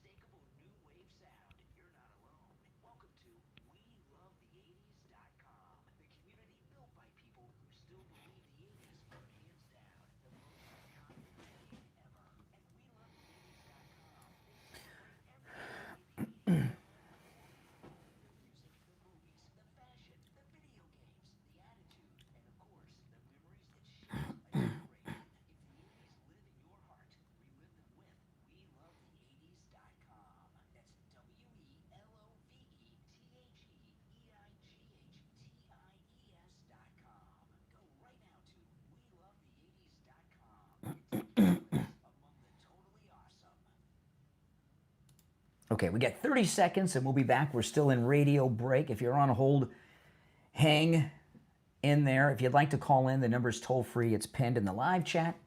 888-465-2631. All right, stand by.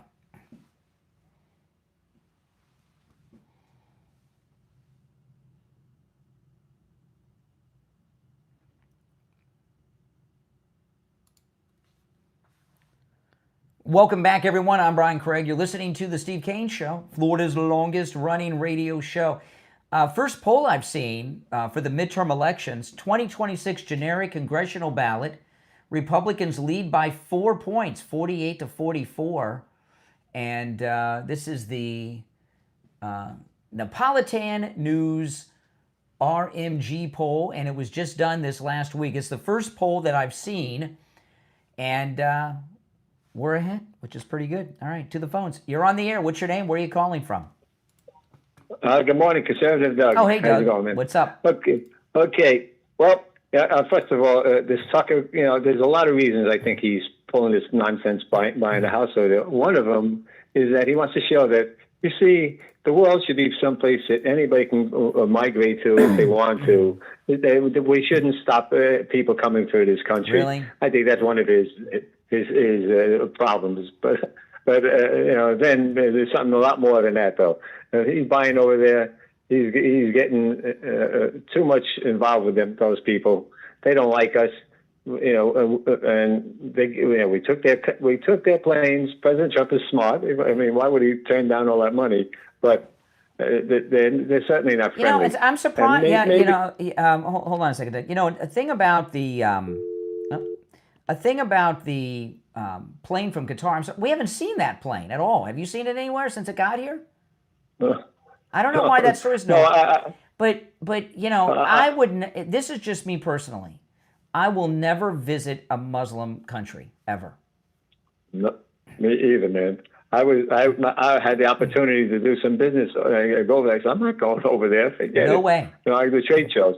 I'm not going there. Oh, it's okay. No, thank you. I'm not going. Not going. No, thank you. I will never go to a Muslim country ever, under any circumstances. I'd be terrified. Well, I did go to Turkey. Turkey. Oh, so you've been to a Muslim. The largest mosque in the world is in Turkey.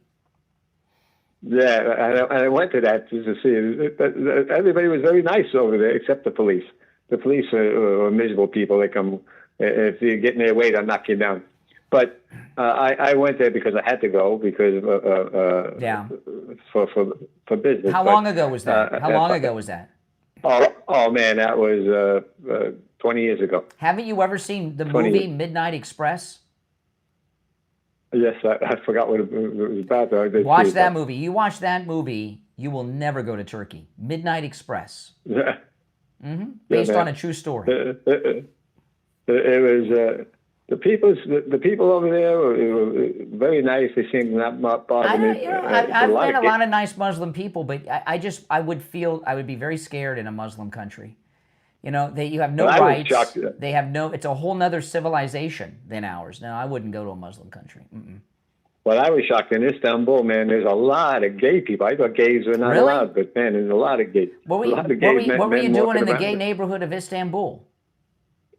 No, I was just in Istanbul to meet some of my exhibitors. Oh. But walking around, going to a restaurant, you see all these gay people walking. I said, "Wow!" I thought anyway. All right. So Tucker is certainly not on my list as it's one thing to visit. There's nothing wrong with visiting, but to buy a property over. I don't buy this story that he's buying a property because I want to show everyone I'm a free man. And I can move and buy and live where I want to live. Nah, I don't buy that. Yeah, unless they basically give it to him, maybe buy a property. Mm-hmm. It's normally $1 million. We'll give it to you for $10,000. That's a lot of times how people get paid. They get a good deal, then they can resell it, and then they make the money. That's I'm not saying that's what Tucker's doing, but it's a way to get paid without officially getting paid. You can do all kinds of things like that. You buy a property really cheap, and then you resell it at either fair market value or an inflated cost, and then all of a sudden, you got paid without I'm not saying that's what Tucker's doing, but that could be done here. Yeah, I don't know, man. It's kind of strange, very strange. From Well, now listen, on, I got to don't run, even Doug, but I listen to appreciate the Tucker. call. I want to mention one last thing about the Benny Johnson thing. I'm not getting into the details of it. You guys can look it up online. It's pretty nasty. The reason I bring it up, though, in my view, the same people are behind this Benny Johnson attack that are behind these terrible attacks on J.D. Vance lately. And I'll tell you what I mean by that. I was talking last week on the program. I think Greg, too, had called in, and this brought this discussion up. It was Greg, too. They've been doing these bizarre attacks on Charlie Kirk's widow and on J.D. Vance's wife. And these are beyond fair debate, right? First off, Erica Kirk is a widow. You don't go after widows. J.D. Vance's wife is the least political person you could be, married to a top politician in Washington. They're going after her. She's a civilian. This thing with Benny Johnson, it's not just Benny they're going after. They're specifically attacking Benny Johnson's wife. Who goes after, going after a person's wife who's a civilian? She's not politically active or anything. Going after a person's wife, whether it's Erica Kirk, Mrs. Vance, or Mrs. Benny Johnson, is a very unusual tactic. Very few people would cross that line. And the fact that the line's been crossed by all three tells me it's the same people. And Benny Johnson has made his what very well could be his first mistake. He's responded, and that's once you respond like he's done, they feed into it. So that just there's a big it's a further attack on the MAGA movement. All right, we're going to take our break for the bottom. Here we are. It's December 8th. Are you in pain? Why? Why haven't you not gone to see Dr. Appleton yet? Living with pain is not something you have to do, and you don't have to take a bunch of pills for it either. Dr. Appleton's laser wave pain treatment has rid me of pain 7 times, and it doesn't just rid you of pain, the robotic laser with Dr. Appleton. It repairs the damage in your body that's causing you the pain. And that's why when he's rid me of pain, the pains have not returned, because he's repaired the damage that's causing the pain, whether it's my arthritis from my car accident, my falling off the skateboard. Over the weekend, I put up Christmas lights around the gutters of my house, my whole house. I'm up there on the I would not have been able to do that before Dr. Appleton rid me of shoulder pain, arthritis pain, and knee pain. Up on the ladder, took me all day to do it. And I could do it. I could lift my arm up. I'm putting everything up. I'm putting all the lights up. I'm stretching. I'm up on the ladder, and it's awesome. And I'll tell you, I don't have the fears I used to have, because I know if I get hurt and I'm in pain, I can go see Dr. Appleton and rid me of pain again. Call Dr. Appleton. Remember, appointments are not necessary. Walk-ins are welcome, even on Saturdays, okay? Dr. Appleton can rid you of pain, too. Give him a call and say bye-bye to your pain. Remember, the consultation is free. Take advantage of the no-charge consultation and let Dr. Appleton tell you how he can rid you of pain, too. 954-973-0710. 954-973-0710. That's 954-973-0710. And online, AppletonCairo.com. If you're on hold, stand by. Back to the phones after this break.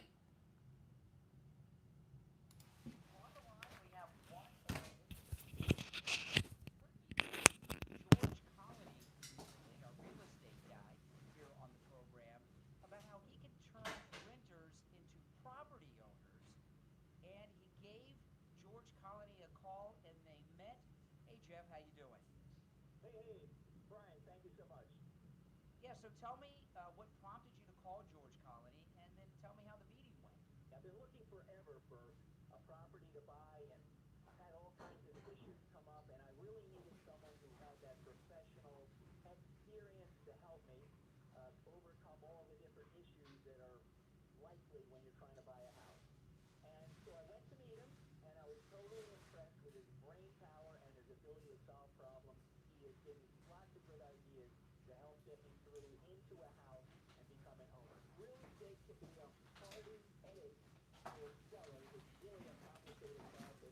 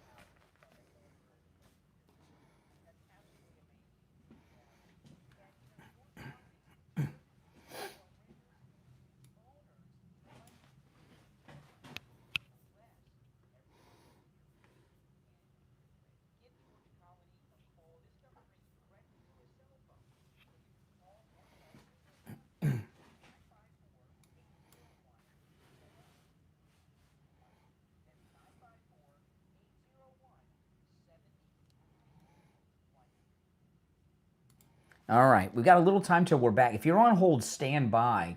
This is a great, listen, this is Tom Homan over the weekend. This is amazing.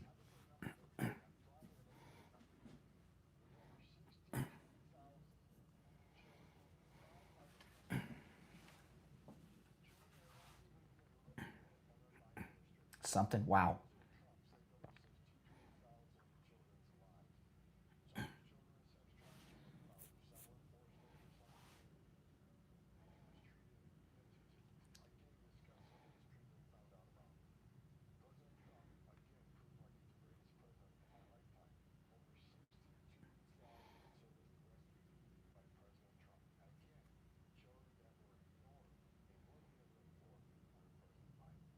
Wow.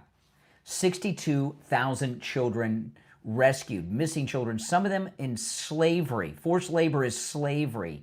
Thank you, President. He deserves the Nobel Prize just for that. 62,000? We'll be back in about a minute on the radio or at the bottom of the hour break. If you're on hold, stand by. I will go to the phones when we get back. Isn't that amazing? Yes, yes. I want to talk about these in a little bit. These are the Bobby Kennedy Doritos, and I got 4 bags of them. The Cool Ranch. These are so good. I'm going to talk about these later. They're better than regular Cheetos and regular Fritos. I had 4 bags. There's only 3 because I ate the one of the regular Doritos. It's gone. Well, welcome back, Chuck. All right, I'm going to go to the phones when we get back, though. Stand by.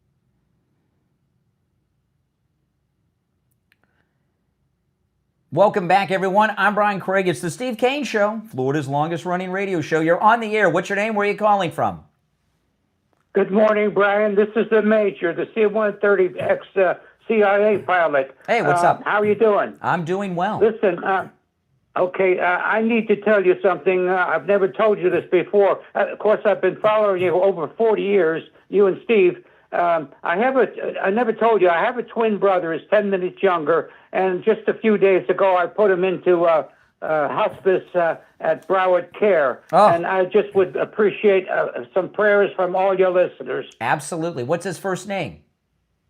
Jacob. All right, everybody, if you could say some prayers for Jacob. Yeah, thank you very much, because I've been following you for decades. Keep up the good work. All right, appreciate the call. Yeah, pray for Jacob, his brother. Yeah. I want to play this. This is an amazing story.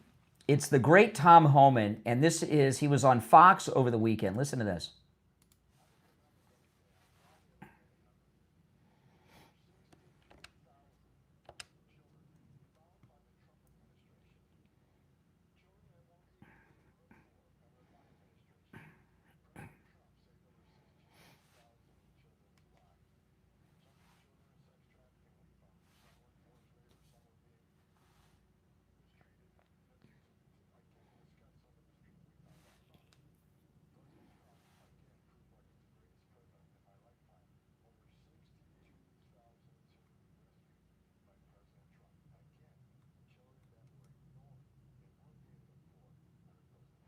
Wow.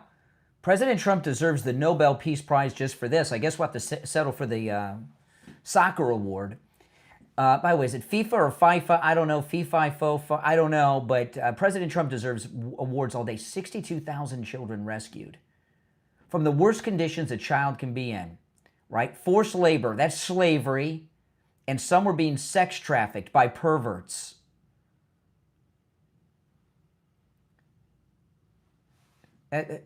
That's hardly even in the news. It's the only time I've heard anybody talk about it is right there with Tom Homan. You're on the air. What's your name? Where are you calling from? You're on the air. Once, twice. All right, you missed your chance. If you're on hold, hang in there. You know, Tom Homan here, think about that. 62,000, that's just children. right? Just children. And, you know, when you look at the coverage that this president gets, never does he get credit for much of anything he does. No doubt about that. That is one of the most amazing things any president of the United States has ever done. Rescuing 62,000 children. Think about it. I mean, have their parents been looking for them? Were they kidnapped? Were they abducted?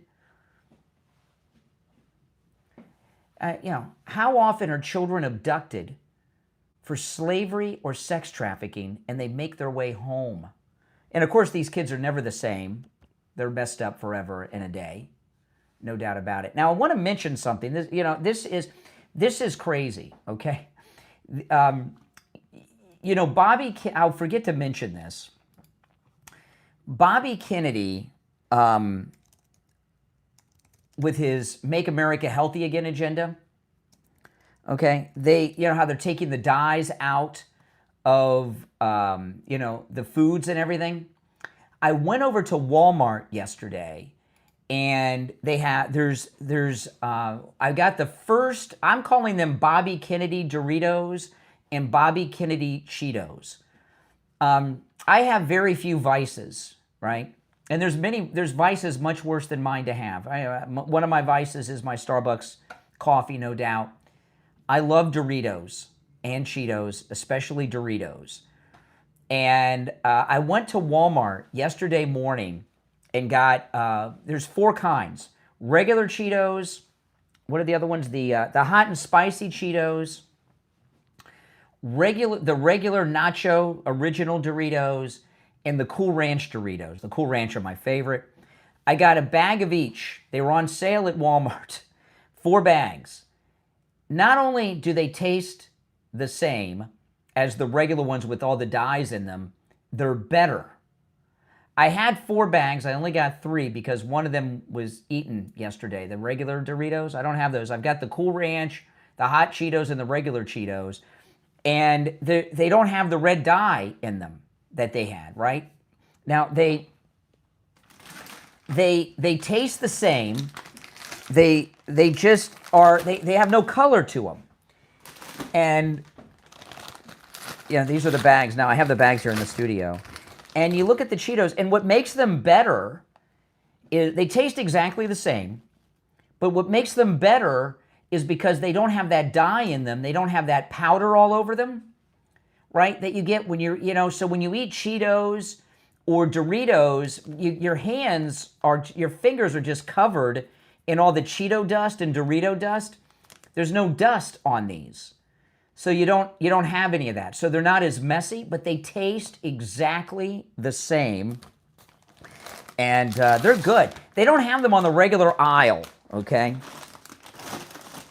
You have to, when I went into the Super Walmart, they had them on a display when you walked in the front door. It'd probably be that way at and they're on sale. They're $3.97, and they're usually almost $5, and you can get them for $3.97. So those of you liberals that are worried about food prices, I'm calling them the Bobby Kennedy Doritos and the Bobby Kennedy Cheetos. I hope that they have other foods like this. I mean, I don't know what those dyes have been doing to us, but I know that the problem I have with Doritos, this is something this is just an anecdotal experience, okay? I love Doritos like nobody's business. I mean, no, it's crazy, And I have 2 problems with Doritos. When I get a bag of Doritos, I'll eat the whole bag. And I'll eat the whole bag because they're so good. A bag of Doritos, if it lasts 2 days in my house, you'd be lucky. But I've had an allergy to Doritos where I'll eat the Doritos and then afterwards I have breathing problems. I was really eating these things yesterday because they're new and I wanted to test them out, and I didn't realize it until this morning. I did not have the normal allergic reaction to the Doritos. This was the regular nacho ones. Before bed last night, I'm like, well, let me get those out. I'm chowing down on them. Usually if I eat that many Doritos, I'll wake up in the morning, I'll have breathing issues. No issues. Now, I don't know if, I just assumed my allergy was to the wheat or whatever was in the Doritos, and now I'm wondering, did I have an allergy to that red dye or the powder or whatever it was? I don't know. But this is the first time I've eaten that many Doritos and I've not had an allergic reaction. But these Bobby Kennedy Doritos and Cheetos, you got to go out and get them. And I was guessing, it caught me off guard with I got the hot and spicy Cheetos, the two, that regular and the hot and spicy ones. And usually when you get if you get the regular hot and spicy Cheetos, they're like flame red, right? But these are not. They're like they're like white. And it caught me off guard because I guess mentally. And I was thinking, well, why do they put the dye in there?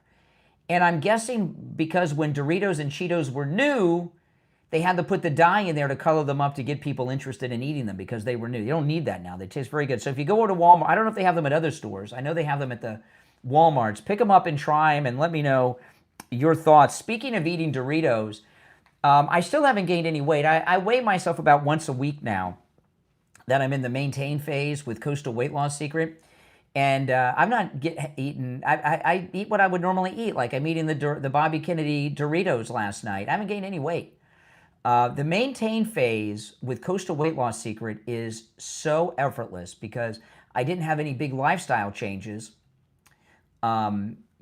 with the system, right? Eating foods I would normally eat, like my Bobby Kennedy Doritos. Probably, Dr. Zuckerman probably would not recommend eating a whole bag, but it's a new thing, Doc, forgive me. But no exercise, no drugs, no shots, no injections, no prescription medications, nothing. Emphasis on no exercise. And because I didn't have major lifestyle changes with the foods or with the exercise regimen or anything, now when I lost all the weight and then more than I planned on losing, right? I lost over 35 pounds. Maintaining it is without effort. And I've gained no weight back. In fact, I was doing some cleaning in the house yesterday. I came across a pair of jeans from the 90s. And they've been stocked away since the 90s. And I know they were the 90s because they're very baggy jeans. Remember, jeans were really baggy back in the 90s? Like boot cut and baggy all over. They fit like a glove because I'm at the weight I was back in the early and mid 90s now. Give Coastal Weight Loss Secret a call. Remember, they can help you lose weight no matter where you're located. The number is 561-247-6300. It's a no-charge consultation. 561-247-6300. And online, coastalweightlossecret.com. We'll be right back.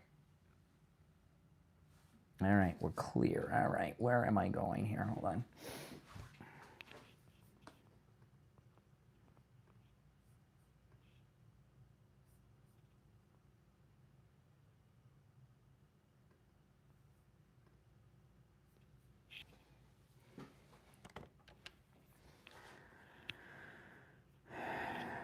All right. Yeah, they're good. I'll show you the hot and spicy ones. Okay, these are the... Oh, let me see what time we're coming back.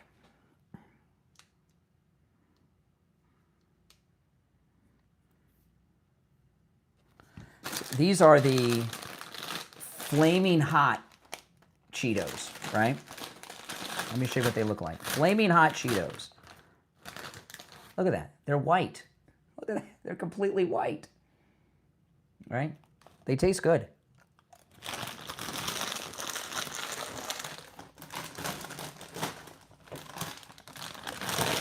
Oh my gosh, they're spicy though. Woo-wee. They are spicy. Oh. Ugh. But you got to get used to them being white because usually when they're like fire red, you know it's going to be hot. They're good. Come on. How many of you like that's spicy? They are hot. Yeah. Yeah, I don't know. No, what's the NKD stand for? No what? Simply NKD? I don't know. Naked of Dyes. It stands for Naked of Dyes. And then here's the regular Cheetos. You know, totally white.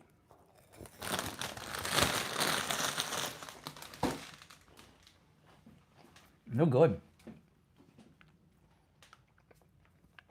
I don't care. They taste good.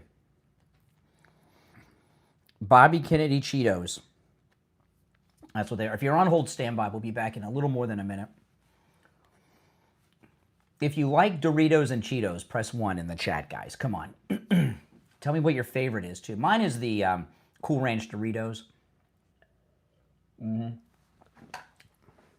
That's these. These are the Cool Ranch Doritos. Okay. Cool Ranch. Oh, these are so good.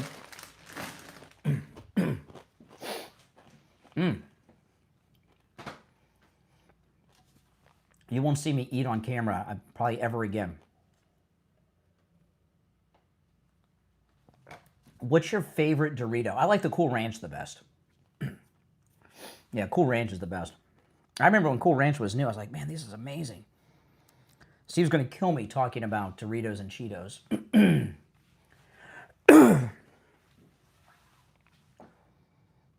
But they are good. All right. About 20 seconds, we'll be back.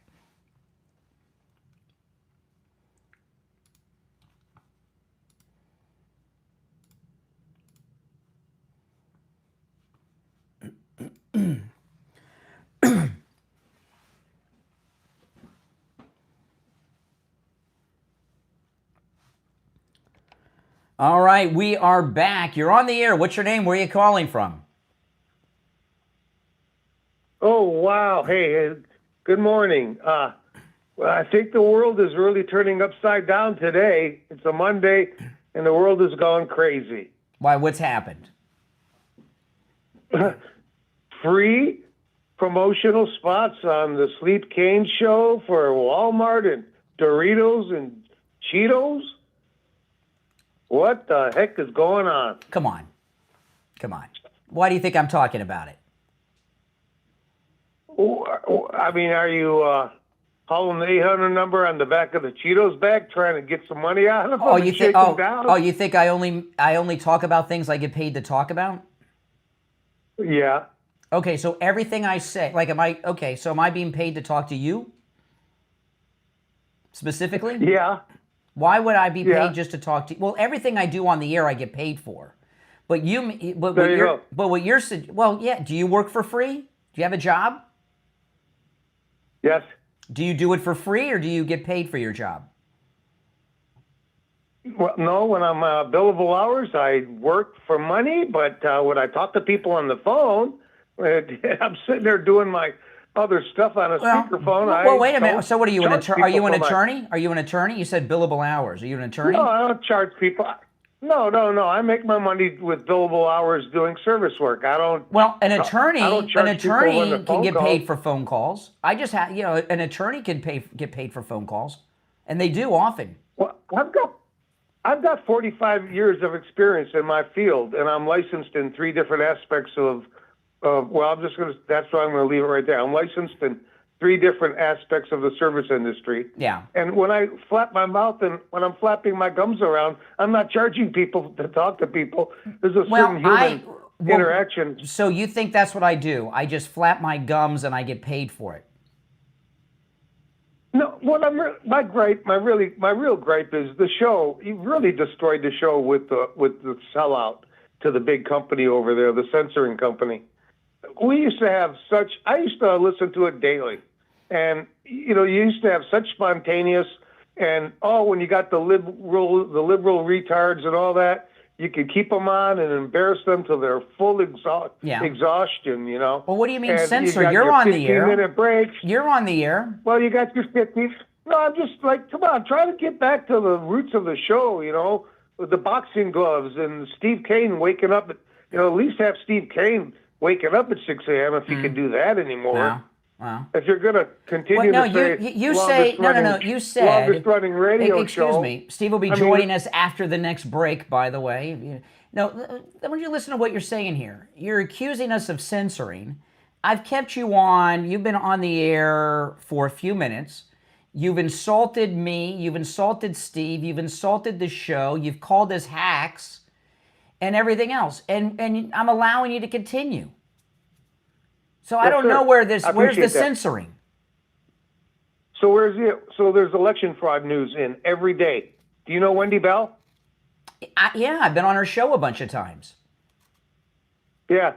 You know, I don't know which way you're transitioning, but she's got the bigger organs that are usually bulging between someone's pelvic area. She's got bigger organs down there than you do. She's covering election fraud. This is the issue. She's covering. We all cover. She's covering excuse me. 2020 election fraud every day. Well, I don't know what she's doing every day, but I know this. Okay, we all have our issues that we talk about, that we gravitate to and have an interest, like the Doritos and the Cheetos. Why do you think I'm talking about Doritos and Cheetos? Hold on, let me answer these other lines here, and then I'll get to. And I want to get to this, Mr. Sid. Why do you think I've been talking about the Bobby Kennedy Doritos and Cheetos? Joe Bribin and the Democrats took over the United States of America. Excuse me. No. For 4 years. Why do you think? All right, you see, he doesn't want to talk. Probably want a cracker. I'll tell you guys. There are people in this audience that are liberally impaired. Okay, so let me explain to you why I was talking about the Cheetos and the Doritos. Not just because I love them and they taste good. Bobby Kennedy came in as the Secretary of Health and Human Services with his assistant, Dr. Oz, in President Trump's second term with an agenda, right? Make America healthy again. The MAHA agenda, they call it. It sounds Hawaiian. And here we are, less than a year since they've been in place, and already that policy is on the shelves to buy. When have you seen government work so fast like this? Bobby Kennedy said, I've got this. We're going to do this. We're going to outlaw the dyes, and we're going to make America healthy again. And already you can go to Walmart and buy the product. When have you seen the government work that fast before on anything? See, one of the things that Trump has done is change the expectation of the American people, right? And that expectation is we expect results. All right, let me take another call or two. You're on the air. What's your name? Where are you calling from? Yeah, Brian. I hope Steve's feeling okay. Hey, boys, it's about time Bobby Kennedy did something because, these foods that they're looking to outlaw, they've been banned out over in England for a while. You got fish, Mountain Dew, all that stuff, and we just get yellow dye number 5 off the shelf. I mean, that's really not that much, but it's something. I don't know. Bobby Kennedy thinks it's a lot. Well, Mountain Dew, Swedish Fish, all that other stuff, that stuff needs to go away. Yeah. I'll settle for the fentanyl and cocaine that's no longer coming here thanks to Trump blowing up the boats. That's pretty funny, interesting, too. Why would Donald Trump go ahead and pardon a cocaine dealer as big as that one gentleman and then start... Who? He pardoned a cocaine dealer? I missed this. Who's the cocaine dealer he pardoned? What's that guy from, Bart? What's... You're the one who takes issue with the pardon. You must know who you're talking about. Barstool, I forget what it is, but I know he's a... if you don't know who he is, how do you know the pardon was a bad pardon? Well, Brian, he's pardoned so many people, it's hard to keep track of all of them, All right, this might be something easy. Give me an example of someone any president has pardoned who's been an innocent person. Repeat that one more time? Give me an example of someone who's received a presidential pardon who was not guilty.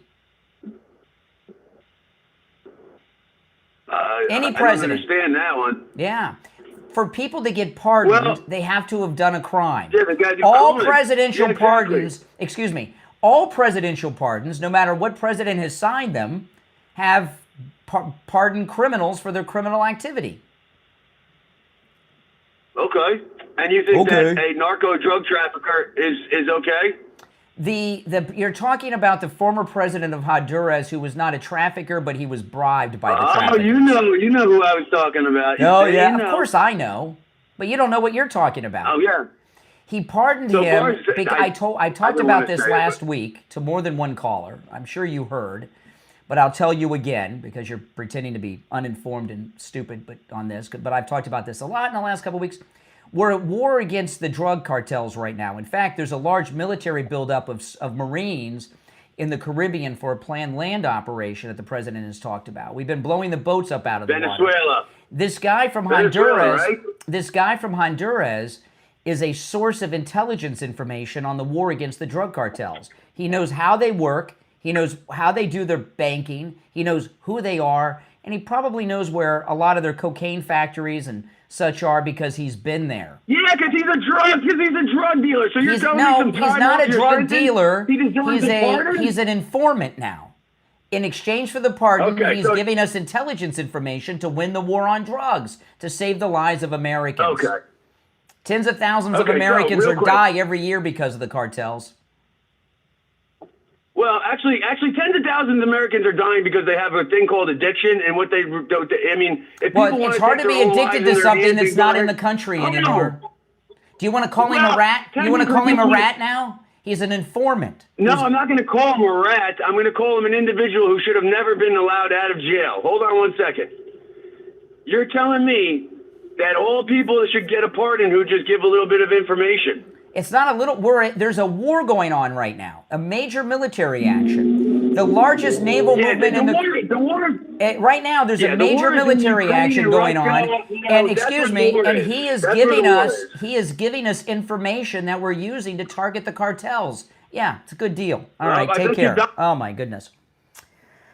Oh my goodness. Are you risking your retirement? You don't have to. Call Joe Thomas.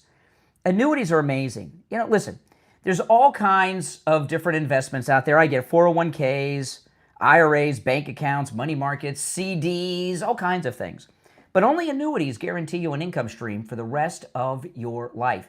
When you call Joe Thomas, by the way, you can call him no matter where you're located to schedule your no-charge consultation, which you could do in person at his office, over the phone, through Zoom. He'll put together a custom proposal for you based on your situation and your goals. But ask him about the signing bonus with annuities. There's some bonuses where you can earn 10%, sometimes even more on your money before you leave Joe Thomas's office. It's amazing. Give him a call, and you're guaranteed an income stream for the rest of your life. Call Jupiter Joe Thomas and set up your no-charge consultation. His number, 561-743-0999. 561-743-0999. And if you missed the number, just go to his website, jupiterjoe.com. That's jupiterjoe.com. All right, the 8 o'clock hour is upon us. Steve Kane will be joining us after the top of the hour break. You're listening to Florida's longest running radio show, The Steve Kane Show, on the radio since 1977. Our number is toll-free, 888-465-2631. We'll be back right after our top of the hour break. Don't go anywhere.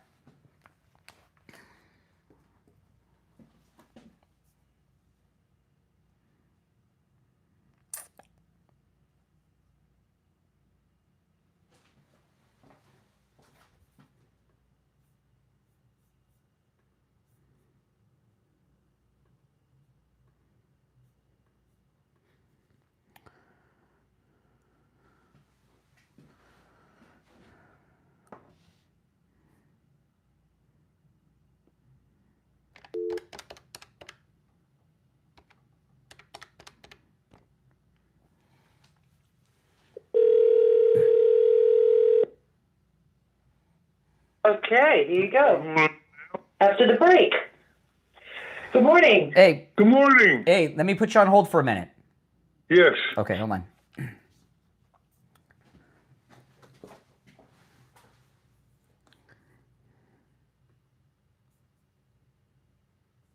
Unbelievable.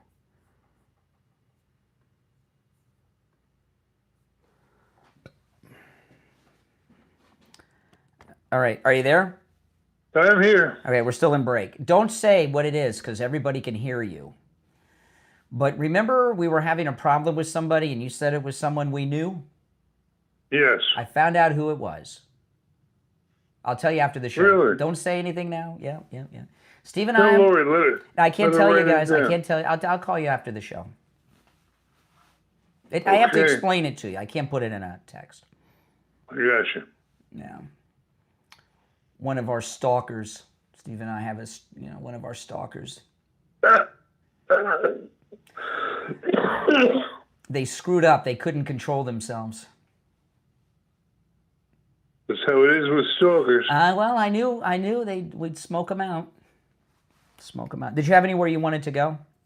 No, I just, Okay. I'm concerned about the country. No.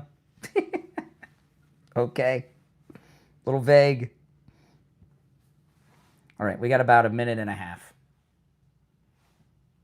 Oh, my goodness. Oh, boy, oh, boy. The liberals are losing their minds in the audience. Yeah, but under the circumstances, they're doing better than they should be doing. Nah.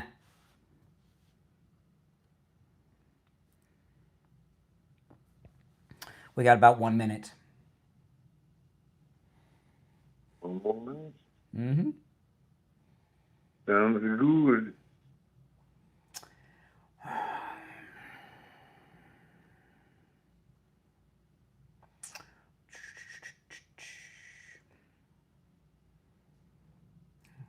Have you been listening? I have been listening for the last hour. Oh, okay.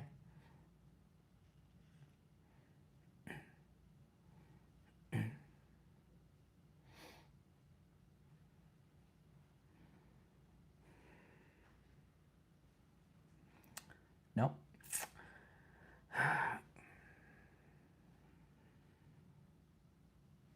It's amazing.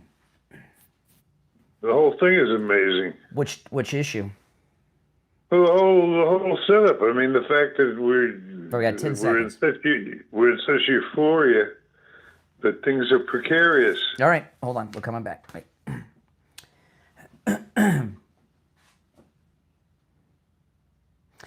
The 8 o'clock hour has begun. You're listening to Florida's longest running radio show, The Steve Kane Show. I'm Brian. Steve Kane joining us. Hey, Steve.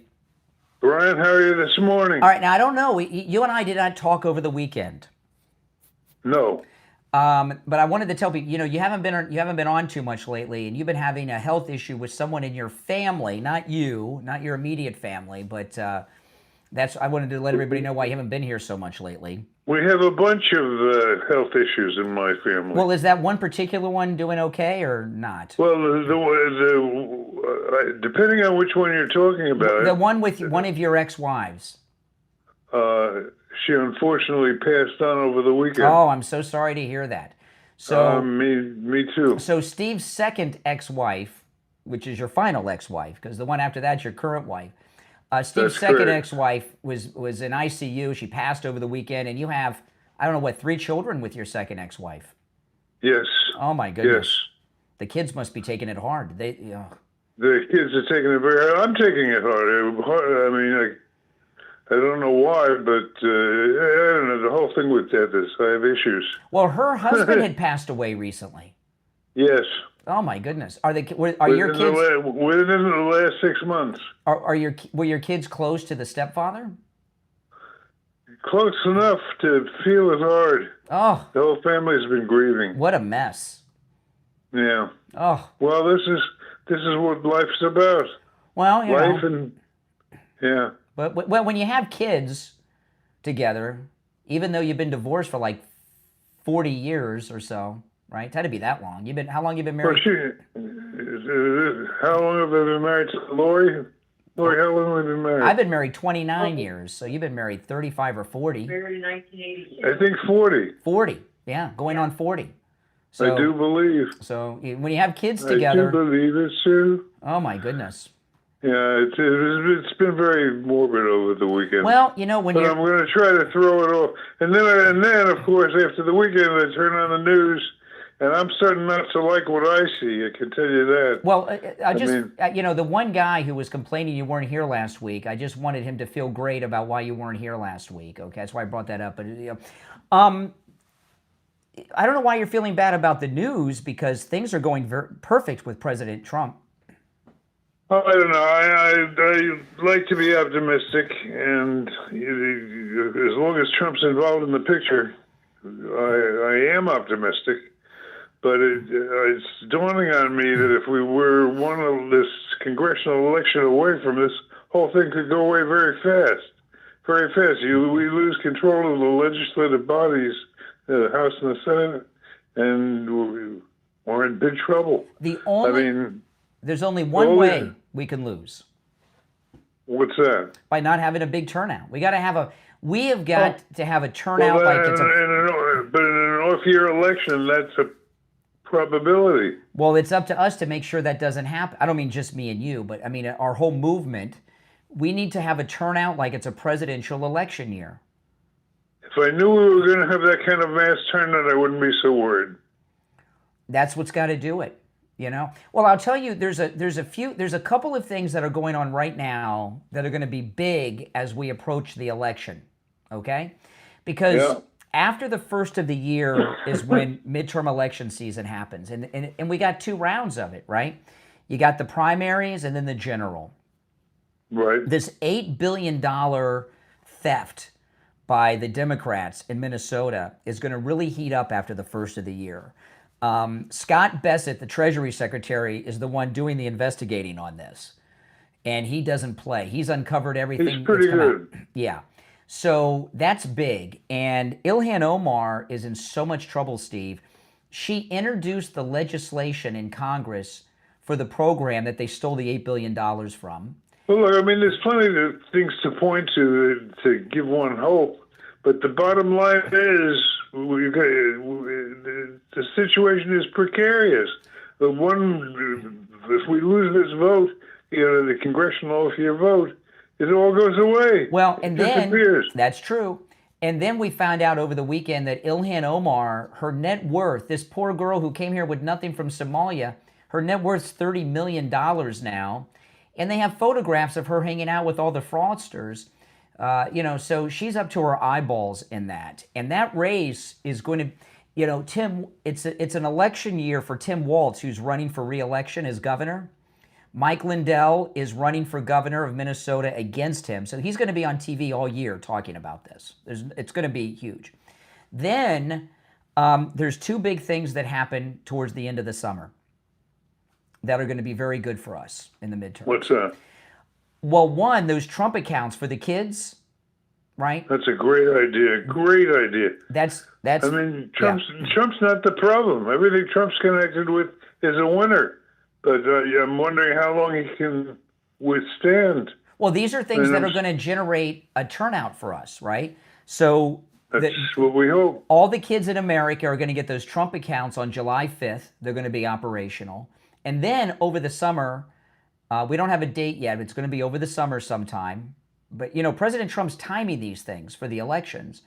All Americans are going to get the $2,000 from the tariff profit sharing. Everything that Trump is involved in, I don't worry about, because I know he's on top of it. But there's a limit to what one man can do. But when every American gets $2,000 from him, $4,000 for married couples, he's going to be pretty popular as we're approaching the election. Well, I hope so, because if not, the country's in big trouble. Yeah. I know. It's a crapshoot. I mean, you never know what's going to happen. If we have a high turnout, we'll win. If we have a low turnout, we'll lose. It's all about the turnout. But that's a highly question. It's not a certain issue, the turnout. That's the problem. Look, it's just going around in circles. I like your attitude better, but I just don't share it because when I see what they've gotten away with up to this point, or what's been uncovered up to this point, it frightens the hell out of me. Well, first off, I was talking earlier. Ilhan Omar went on the Sunday shows. She looks like hell. She's gained a lot of weight in the last week. She's lost her condescending tone. She looks terrified. Well, she's got a face she's putting on. Oh, she's not doing. She's very worried about being deported. Senator Kelly with the sedition, he's been freaking out over the weekend. He was speaking at a group over the weekend. He's wearing more military patches and paramilitary gear. I mean, he looks like Greg Kinnear and Mystery Men. Remember they had the thing with all the things on it? If you guys remember, Steve gets that joke. Nobody else gets that joke. but he's speaking to a group, and he's got a Navy hat on, and he's got a jacket on it that has more military patches on it than Tom Cruise's bomber jacket and Top Gun. And you can tell he's very worried. He knows he's screwed up. Whether or not anything is going to happen, he knows he's screwed up. This war on drugs, okay? I'm going to tell you something about that. This war on drugs is about to heat up big time. I was reading over the weekend. There's a massive buildup of Marines at U.S. installations in the Caribbean that are prepping for land operations against the cartels, on top of the big drug boat attacks we're doing. We are at war against drugs literally now. So President Trump's giving every American $2,000, giving the kids the Trump accounts, and he's ridding this country of drugs. I mean, you know, how's that not going to excite people to turn out and keep him in power? Believe it when I see it. Well, you know, you've been dealing with a lot of personal issues that are bringing you down. That's true. It doesn't help. Yeah, exactly. Doesn't help. Exactly. I got some good news. You know, last week when you weren't here, we brought in, we welcomed a new sponsor to the program. I understand. Our new accountant, Jamie Levac of Swift Tax. And the response from our audience has been tremendous, from what I understand over the weekend, that have called him up. You know, we have not had an accountant on this program in a long, long time, and it's not a coincidence that we have an accountant on right now, because with Jamie Levac from Swift Tax, he was a guest on the show on Thursday, and he'll be calling in this week as well. The entire tax code has changed because of the big, beautiful bill. And no matter who you are, you need to call Jamie Levac. You need an accountant. And you know, he can do your taxes no matter what state you're in, no matter which one of the 50 states you're in. But I just wanted to talk a moment, Steve, to people that are senior citizens receiving Social Security benefits. If you're receiving Social Security benefits, there's huge new tax benefits for you from the big, beautiful bill. You want to call Jamie Levac. If you receive Social Security and you work, there's also humongous new tax benefits. You want to call Jamie Levac of Swift Tax, okay? And just everything has changed. If you are an Uber or Lyft driver or someone that works in the gig economy like that, you want to call Jamie Levac at Swift Tax, okay? He can help you big time. Those of you that are in the tip economy, right? No matter how many tips you get, remember, no tax on tips? Call Jamie Levac at Swift Tax. He's going to make sure that you don't pay 10 cents of taxes on those tips. I mean, this is really, you know, this is a time, Steve, everybody should always have an accountant. But if you've never had an accountant, this is the first, you want to get one now for sure. If you try to do your taxes on your own or use all that TurboTax or H&R Block, you're paying money you don't need to pay. Call Jamie Levac at Swift Tax. You're going to save big, big time. If you have an accountant in the past and you think that they're not doing right by you and you're paying too much money in taxes, call Jamie Levac of Swift Tax, okay? And he's located in Broward County, but again, he can help you no matter where you are in the United States. He comes incredibly highly recommended. He's really amazing. I know a lot about taxes. I've had some really deep conversations with him. And he's going to talk to you one-on-one. It's basically a concierge service without the concierge prices for an accountant. Give him a call. This is his number, Jamie Levac at Swift Tax, 954-773-1587. 954-773-1587. That's 954-773-1587. Remember, he'll help you, and make sure you tell him that I sent you. We'll be right back.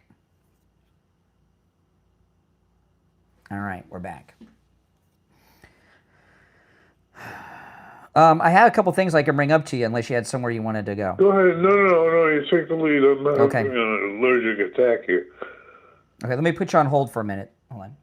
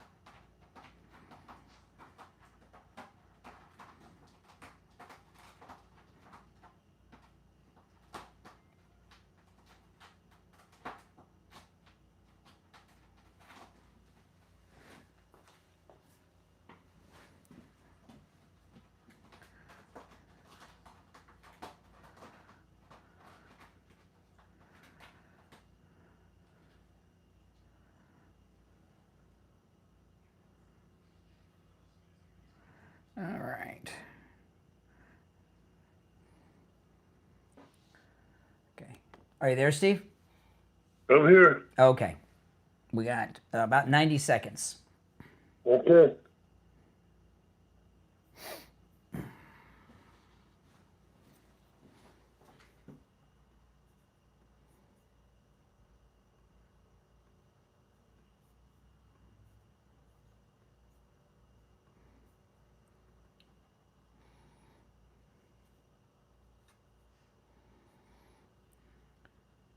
Oh my goodness.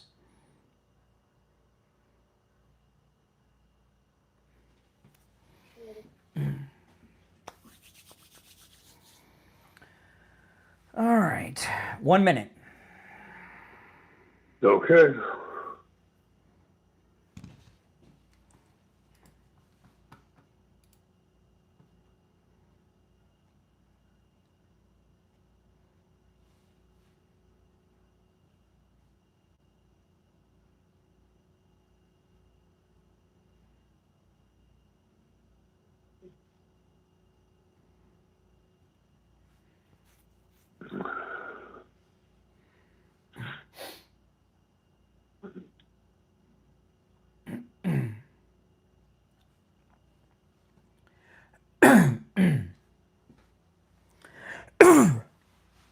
All right, here we go. Can you hear me? Yep, stand by. We got 10 seconds.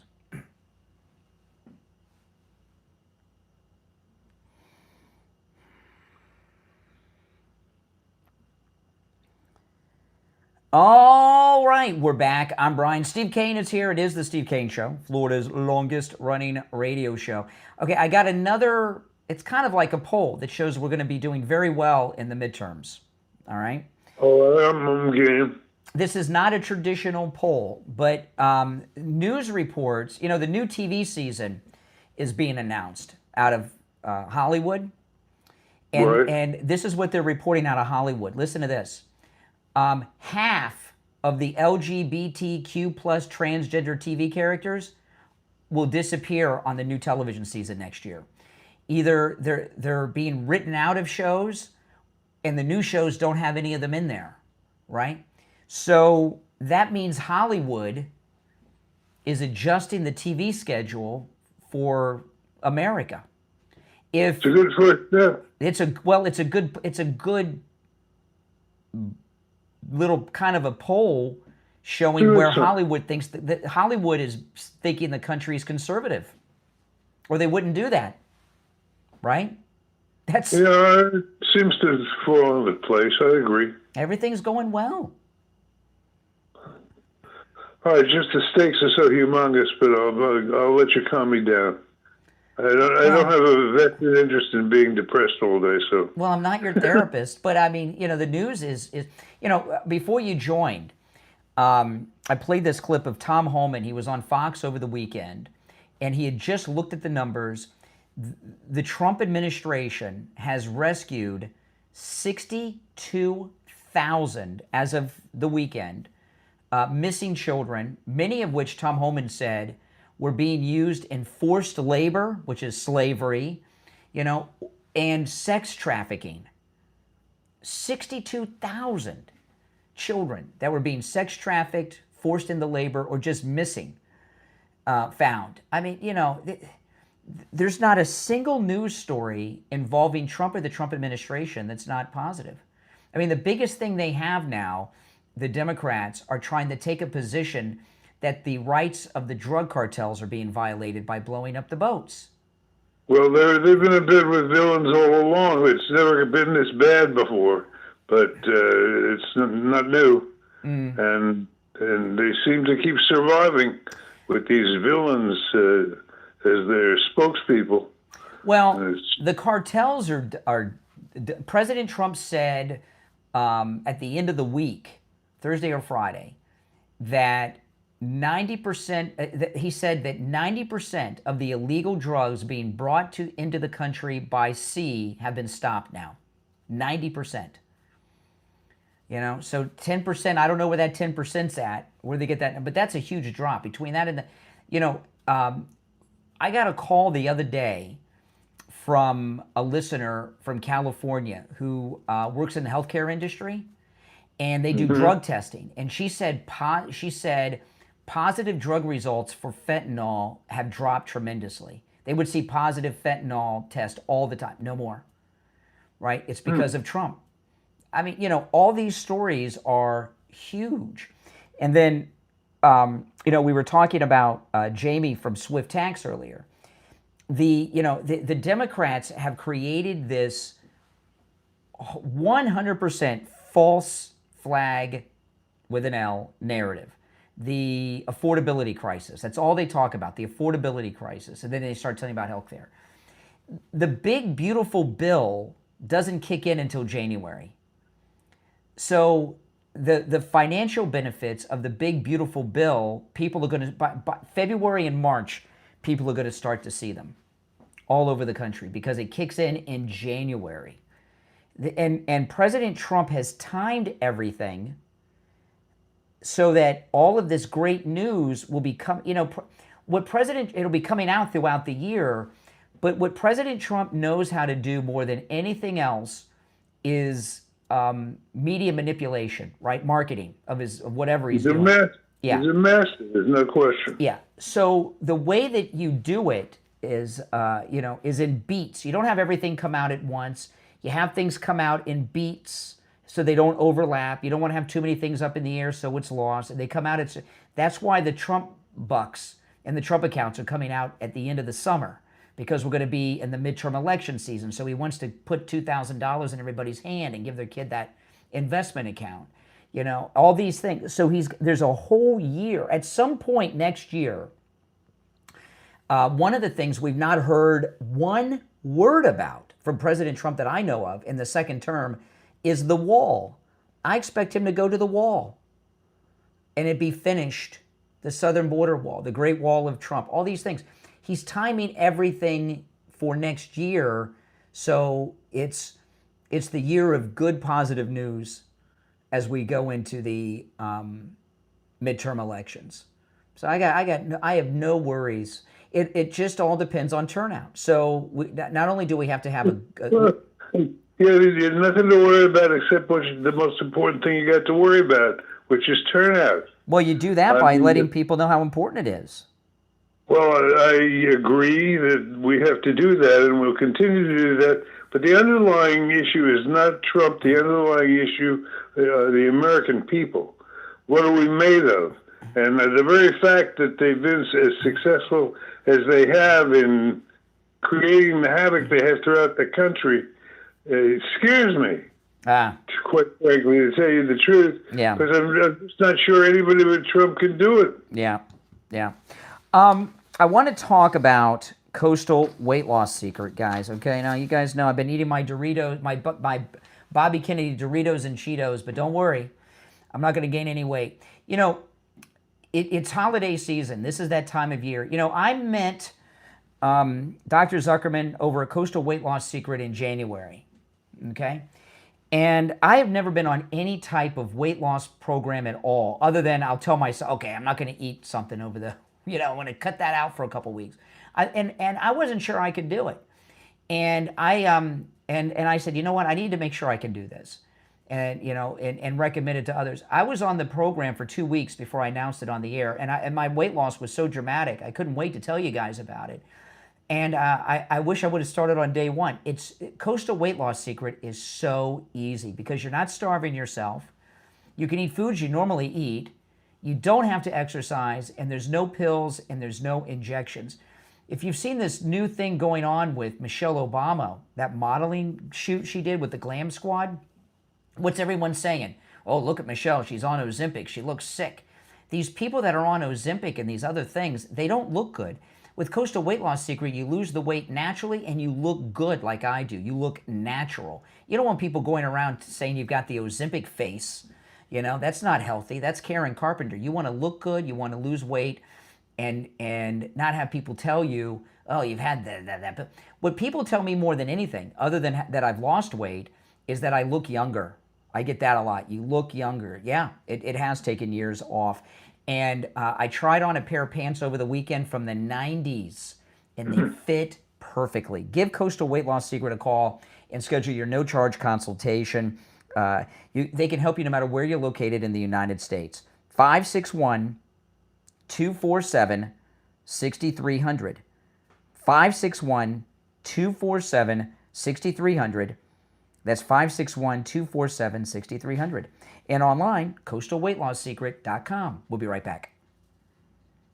All right, I'm going to put you on hold, Steve. Okay.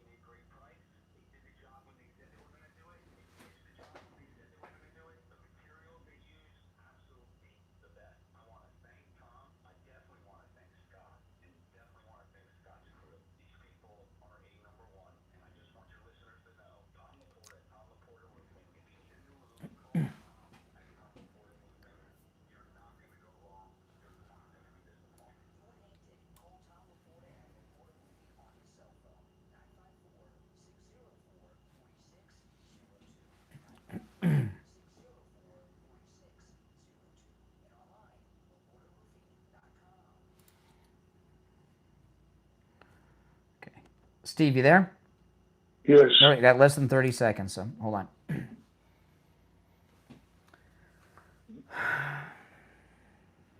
This is where we sometimes. I know, I'm here, honey. You're there, I got you. Okay. You got 11% off your first order of travel. Okay, hold on. Okay. We're back. I'm Brian Craig. Steve Kane is here. You are listening to The Steve Kane Show, Florida's longest running radio show on the radio since 1970. See, these things that President Trump is doing, the way I keep describing them is the things that he's doing are universally good things. And the Democrats at the beginning of this, they're opposing all of it. And the Democrats at the beginning of the term, there was this thing, oh, these are 80-20 issues. And they're always taking the 20. These are 99.99% issues, okay? And they're taking the 0.01%. Like, as an example, I was just looking on X during the break. This theft in Minnesota that Tim Walz is all involved in, Ilhan Omar, that weirdo mayor from Minneapolis, it was $1 billion when it first broke. Now it's being reported by Fox News that it's $8 billion with a B dollars. $8 billion with a B dollars. Right? This is the largest political financial scandal in the history of the United States. So look at how the Democrats run with it. Ilhan Omar, she goes on TV over the weekend, Face the Nation, and she says, the program was being run by a white woman. Oh, okay, that makes okay. And then they staged a series of what's the opposite of a protest? I don't know, events of support for the thieving Somalians. And the Democrats of Minnesota went to Somali restaurants to show their support for the Somalian community and their thievery. You know, when you look at these issues, and whatever position the Democrats take, it's the wrong side. You know, how can they hope to win the midterms? I don't see how it's possible, Steve. Yeah, I can tell you how it's possible. You're not counting on the stupidity factor of the American people. These issues are 80-20 issues. They should play out in the polls in the area of 80-20, and all the polls are neck and neck. Because it's an off-year election. That is vital. And I have faith in Donald Trump, but I don't have faith necessarily in all the voters. Well, let me answer these lines that are coming in. Did you see what Mamdani did today, Steve? No. He released this is like his first official. He's not mayor yet. He's mayor-elect, but this is like his first official thing he released as mayor-elect. He released a video explaining to illegals how they can avoid arrest by ICE. Okay?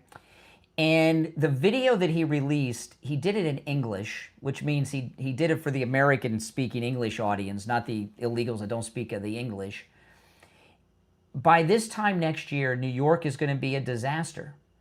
And that's going to be a national story, and people are going to be fed up. Let Mamdani be Mamdani. That's what we got to do. And this is the first indicator that it's going to be a disaster. Do you want to take some calls? Sure, absolutely. All right, let's go. You're on the air. What's your name? Where are you calling from? Brian from Deerfield. Oh, hey, Brian. Hey, Brian. Hi, Steve. How are you? Now, Brian, that poll you just read coming out of Hollywood, that's tremendous news. Now, is the legacy media starting to blink now? Because that affects the support for cultural issues, the support for the Democratic Party, all these nutty ideas they come out with. Mm-hmm. It looks like they just blinked and they're starting maybe to go into a cocoon or starting to fade. If they're going to have only half of the LGBTQ plus transgender binary whatever characters, that means the country is MAGA, even in their minds. Yes. Yes. That's a huge confirmation. I'm actually a little surprised that information got out because now they're telegramming that it wasn't supposed to. They're losing. It wasn't supposed to. Okay. It's something. I'll tell you why it got out, because the press, which is usually 100% behind the Democrat, in this particular race, the Hollywood people had their community burned down by this moron who's the governor of California, and he's lost. Newsom has lost a big hit of support from that community because of the way he handled the fires. And that's starting to show up in the polls. Absolutely. Well, one House, a Pacific Palisades, this is ridiculous. But now they're like admitting that they're backtracking. This wall the legacy media had up protecting the Democratic Party, the policies, the culture, how they affect it. It looks like that's the hit. Like look at this thing with the drug boats, okay? Lara Logan, she posted something online this morning I saw. And, she's from South Africa. She, remember how she was sexually assaulted by the Muslims in Egypt during the Muslim Spring? Okay. Yes, I do. Yes, I do. Okay. I think it was in Egypt, Egypt, yep. Yeah. And she was talking about the drug boats, and she pointed something out that I hadn't heard anyone mention yet, and this is going to be the next. She said, you know what's missing from these boats is a flag. Now, one of them have a flag on it. No. That's illegal. No. You never see boats that are unflagged unless they're pirates. Based on that alone, so it shows deception. It's not one, it's all of them. The drug boat story is going to backfire on them like no one's business. But are they now losing their ability to spin the narrative, Brian? Yeah. This is what I'm getting. They can't spin the narrative anymore. People are going to see this for exactly what it is, and this has political ramifications. And now they're biggest defenders. There's two things where they've gotten narratives out. Okay, this is what we have to be careful. One, I was talking about this in the back. Mamdani won because the media convinced people he was unbeatable. So they had about 16% voter turnout of registered voters on election day. Between that and Curtis Sliwa, so they can. So the media convinced people he was unbeatable. So they suppressed the turnout. That's one. The thing that they got going on now, that's I think has worked because people are talking about it and they shouldn't. This is a false. The affordability crisis. J.D. Vance said the other day at I think it was the cabinet meeting. He said he says that's a made-up crisis that doesn't exist. But I see Republicans all over television responding to the affordability crisis. It's a totally fictitious thing. There's no affordability crisis, but they've convinced people there is. Well, because they have nothing else to talk about.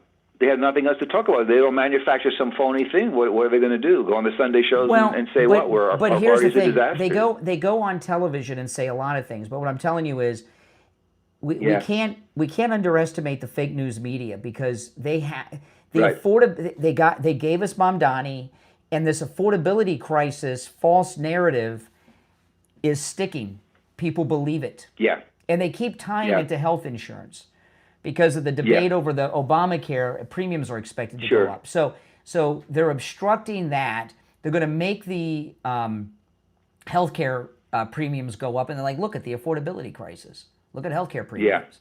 So so you can't a lot of times people think, oh well, the legacy media, they have no influence. They have a lot more influence than you realize. Oh, a huge amount of influence. Absolutely. Would the Democratic Party be where they are without the legacy media supporting them?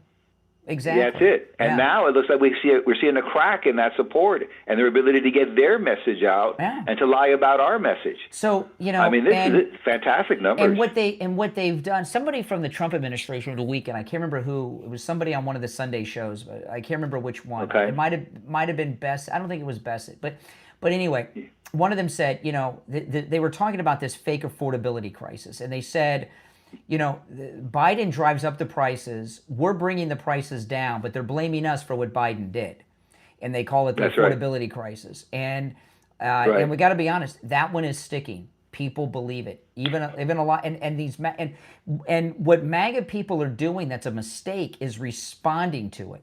Whenever you're responding, you're losing. And they're also creating the image that it actually is a real problem that's been manufactured. We have to deal with this, and what are we going to do? Well, I don't know what that even means. Affordability crisis. I don't even know what that means. So far as whatever the prices always go up over time, but we were talking about the big beautiful bill tax cuts. We were talking about our accountant from Swift Tax, Jamie Lita. Whatever has not gone down with the groceries, you're going to get that back between the tax cuts and the $2,000 each next year from the tariffs. Yes. Yeah. The tariff income is now almost $21 trillion. People got to be a little bit of pay when this is starting to hit, and now the tariff dividend checks are coming back. And it's going to have a huge impact. The tariff, that tariff money is going to become a yearly event that we all get.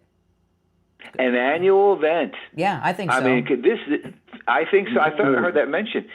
But their ability to throw issues against the wall and see what sticks because of their legacy media position they have, it looks like that's maybe weakening, maybe coming to an end. And without that, I think they're done. Yeah, I think they're done. But you cannot underestimate the legacy media, or they wouldn't be able to get these false narratives going like the ones we're talking about.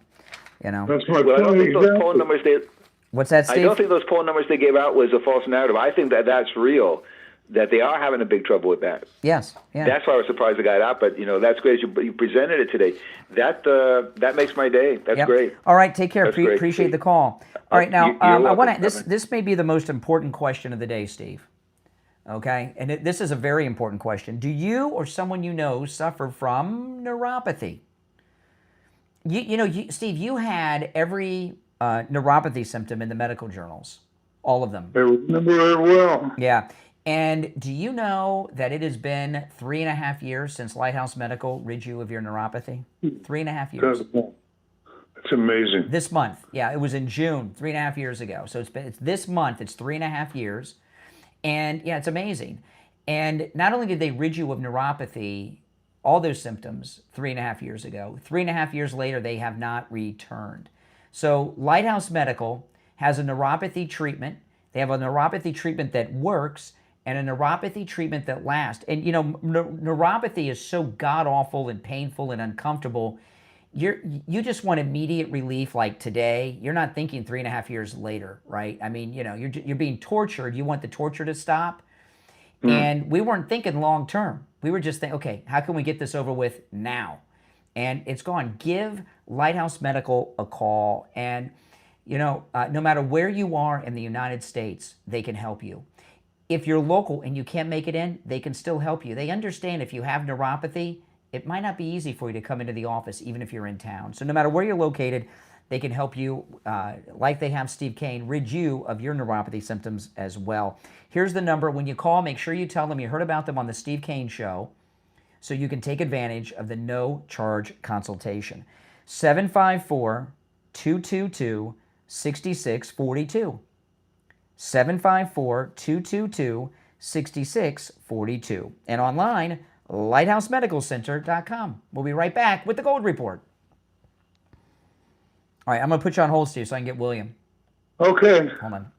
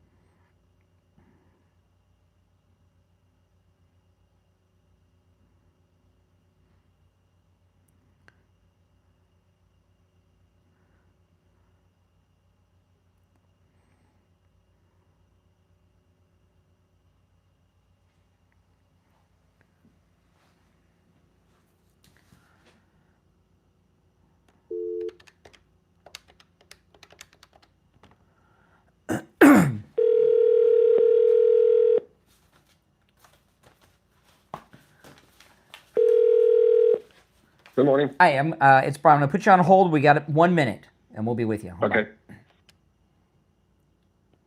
Steve, you there? Yes. Okay, hold on. You got me? Yeah, hold on.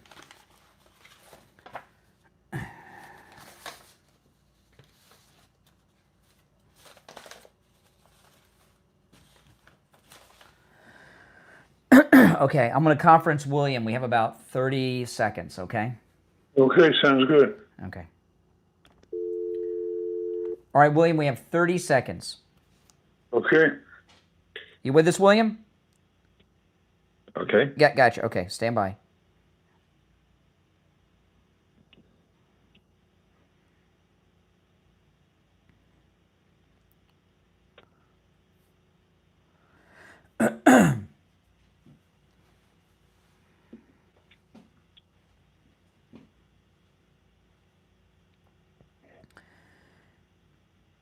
All right, we're back. It's time to check in with William Youngerman from the offices of William Youngerman Incorporated in Boca with our first look at the gold and silver and other precious metals for the week. William Youngerman, how the metals starting the week off?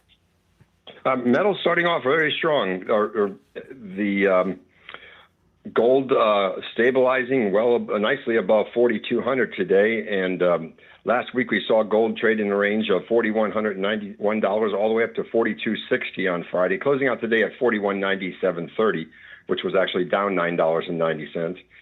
Silver gained $1.22 on Friday, closing out today at $58.27, while platinum was down $3 at $1,640. Are you there? Yep, I got you. And palladium closed up $14 at $14.42. Overnight, we saw gold trade in the range of $41.95 on the low to $42.20 on the high. And right now we're at $42.02. Wow. That's up $4.30. Silver down 12 cents at $58.12. Platinum up $25 at $1,665. And palladium up $20 at $1,462. So the market's doing very well. Nice, stable and building some strong bases. Yeah, you know, as the countdown to Christmas begins, you've got a lot of things over there that make great Christmas gifts. Can you talk a little bit about that?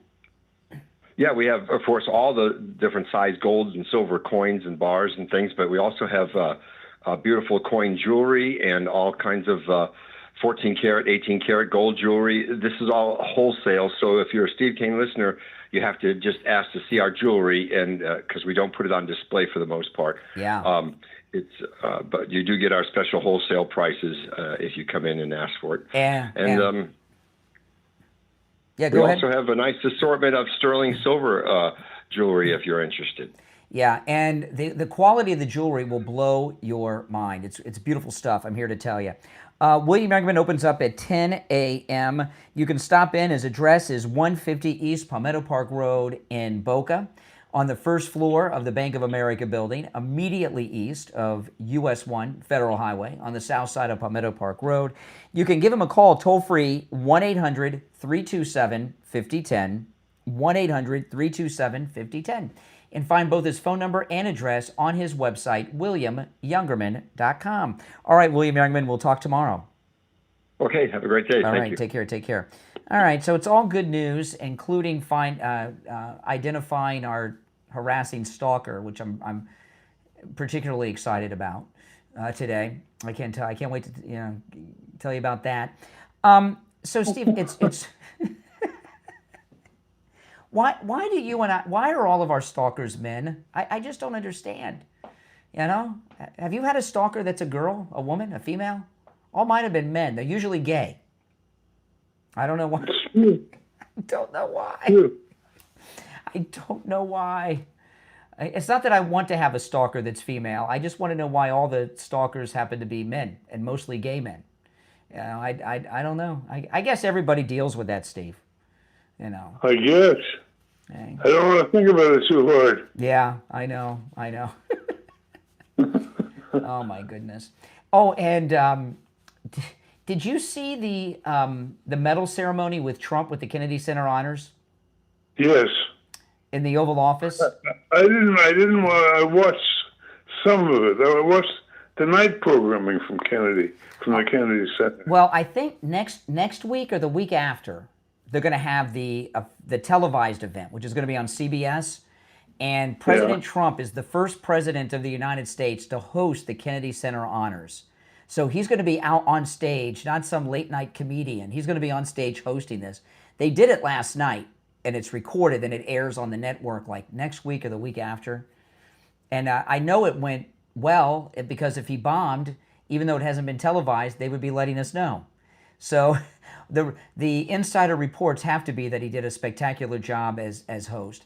But did you see when he was giving out the medals to Sylvester Stallone and Kiss and Gloria Gaynor in the Oval Office? I didn't see that part. Sylvester Stallone and President Trump are the same age. They're 79 years old. And, of course, Sylvester Stallone, I love Sylvester. Everybody loves Sylvester Stallone. How could you not, right? But if you go back to his, top movie times, he was known for being in the most perfect physical condition a man could be in.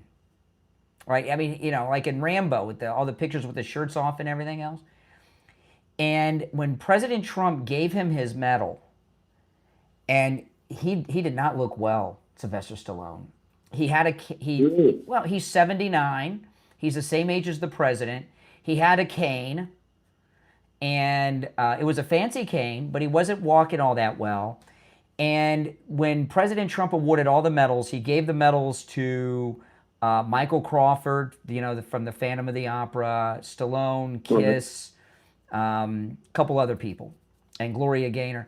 And when he started talking, and you had all these old people behind him, I was getting nervous because sometimes when President Trump talks to the press, it can go on for a long time. And I'm thinking, I don't know how long Stallone will be able to stand up there, with the cane, but he didn't go too long. But you put Donald Trump at 79 next to Sylvester Stallone at 79. Donald Trump is like a 50-year-old compared to Stallone. And I'm not knocking Stallone because I love Sylvester Stallone. All right, I mean, you know, what's your favorite Stallone movie? Do you have one? Well, everybody's favorite movie is Rocky. Oh, I like Cobra. Oh no, it wasn't my favorite. Really? Remember that? No. Remember that scene in the grocery store? It's being robbed in the beginning. Oh no, I love Cobra.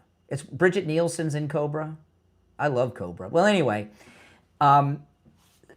Donald Trump is about 20 or 30 years younger physically than Stallone.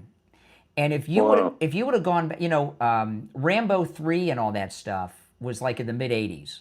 So if you went back in time 40 years to 1985 when Sylvester Stallone was the A-list movie actor, and Donald Trump was famous back then, and you put President Trump back then in 1985 next to Sylvester Stallone with his shirt off, with his Rambo chest, who would have ever thought that in 2025 Donald Trump would be working 20 hours a day, sleeping 3 maybe hours a day, walking around doing these 20-hour days, and Sylvester Stallone would be hobbling in, barely able to stand up. It was I mean, nothing against Stallone, because I love Stallone, but the fact that they're the same age and in such, and Donald Trump is in so much better shape than Stallone. It just, maybe I'm the only one that noticed that, but I thought it was pretty amazing.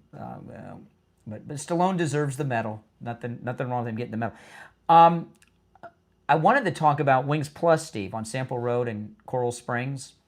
Oh yes, that reminds me. Football season right around the corner. The playoffs right around the corner. Yeah. You know, Wings Plus, they've been with us for about 20 years on the Steve Kane Show. Not an exaggeration. It's actually true. No, it is. Yeah, around 20 years. Yeah. And I've been eating there longer than that. I mean, the food is spectacular. Nothing comes out of a can. Everything is homemade, including the sauces for the wings. Homemade, right? And, you know, I don't stray from the wings too much. But have you had any of the burgers over there, Steve? Oh, my goodness. The burgers are spectacular. Yeah. And you can get them quarter pound, half pound, and they're just the greatest burgers this side of New York. And the wings and the wing sauce. What's the one we like? The lemon pepper. Try that lemon pepper. And I'll give you a little clue because we're in the playoff season. Although the colleges, I think, finished up over this weekend. I think they got a game or two to go. But if you're watching the pros and the playoffs, call in your order at Wings Plus. Brian's going to give you the number, so get a pencil ready. And put in your order for your wings at halftime. And then when halftime comes, you just swing by. They'll be waiting for you. You won't miss any of the game. You won't have to stand on lines. And you're in for the greatest wings you have ever tasted in your life. Yeah. Now, I the only problem I have is there's 2 wings that are both my favorite. The lemon pepper and the medium hot wings. So usually I get a half order. I get half of the wings lemon pepper and the other half the medium hot. Because I can't choose. They're both so good. And you've been telling me about the lemon pepper for years, and I'm like, I don't know. I love the medium hot. And I had 1 lemon pepper, and then, you know, that was it. They're so good. They're so good. Wings Plus is located in Coral Springs, about a mile west of University Drive on the south side of Sample Road. You can find them online at wingsplus.com, but their phone number to call and order ahead is 954-752-4460.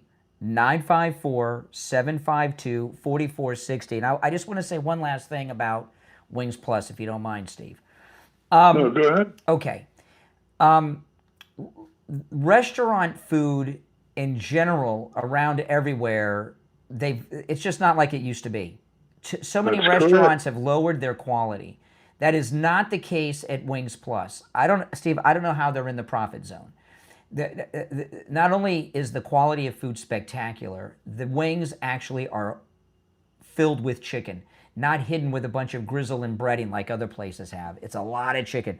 So anyway, again, the number 954-752-4460, 954-752-4460 for Wings Plus in Coral Springs off of Sample Road. All right, that's about all the time we have for today, but we'll be back tomorrow at 6 a.m. And if Donald Trump, when they taped the Kennedy Center event, would have tanked, it would have leaked out. It'd be all over the place. And I didn't see any stories in the news about it at all today. So he had to have hit a home run out of the park. Steve, when I say hosting, he's hosting like a comedian hosts the Oscars.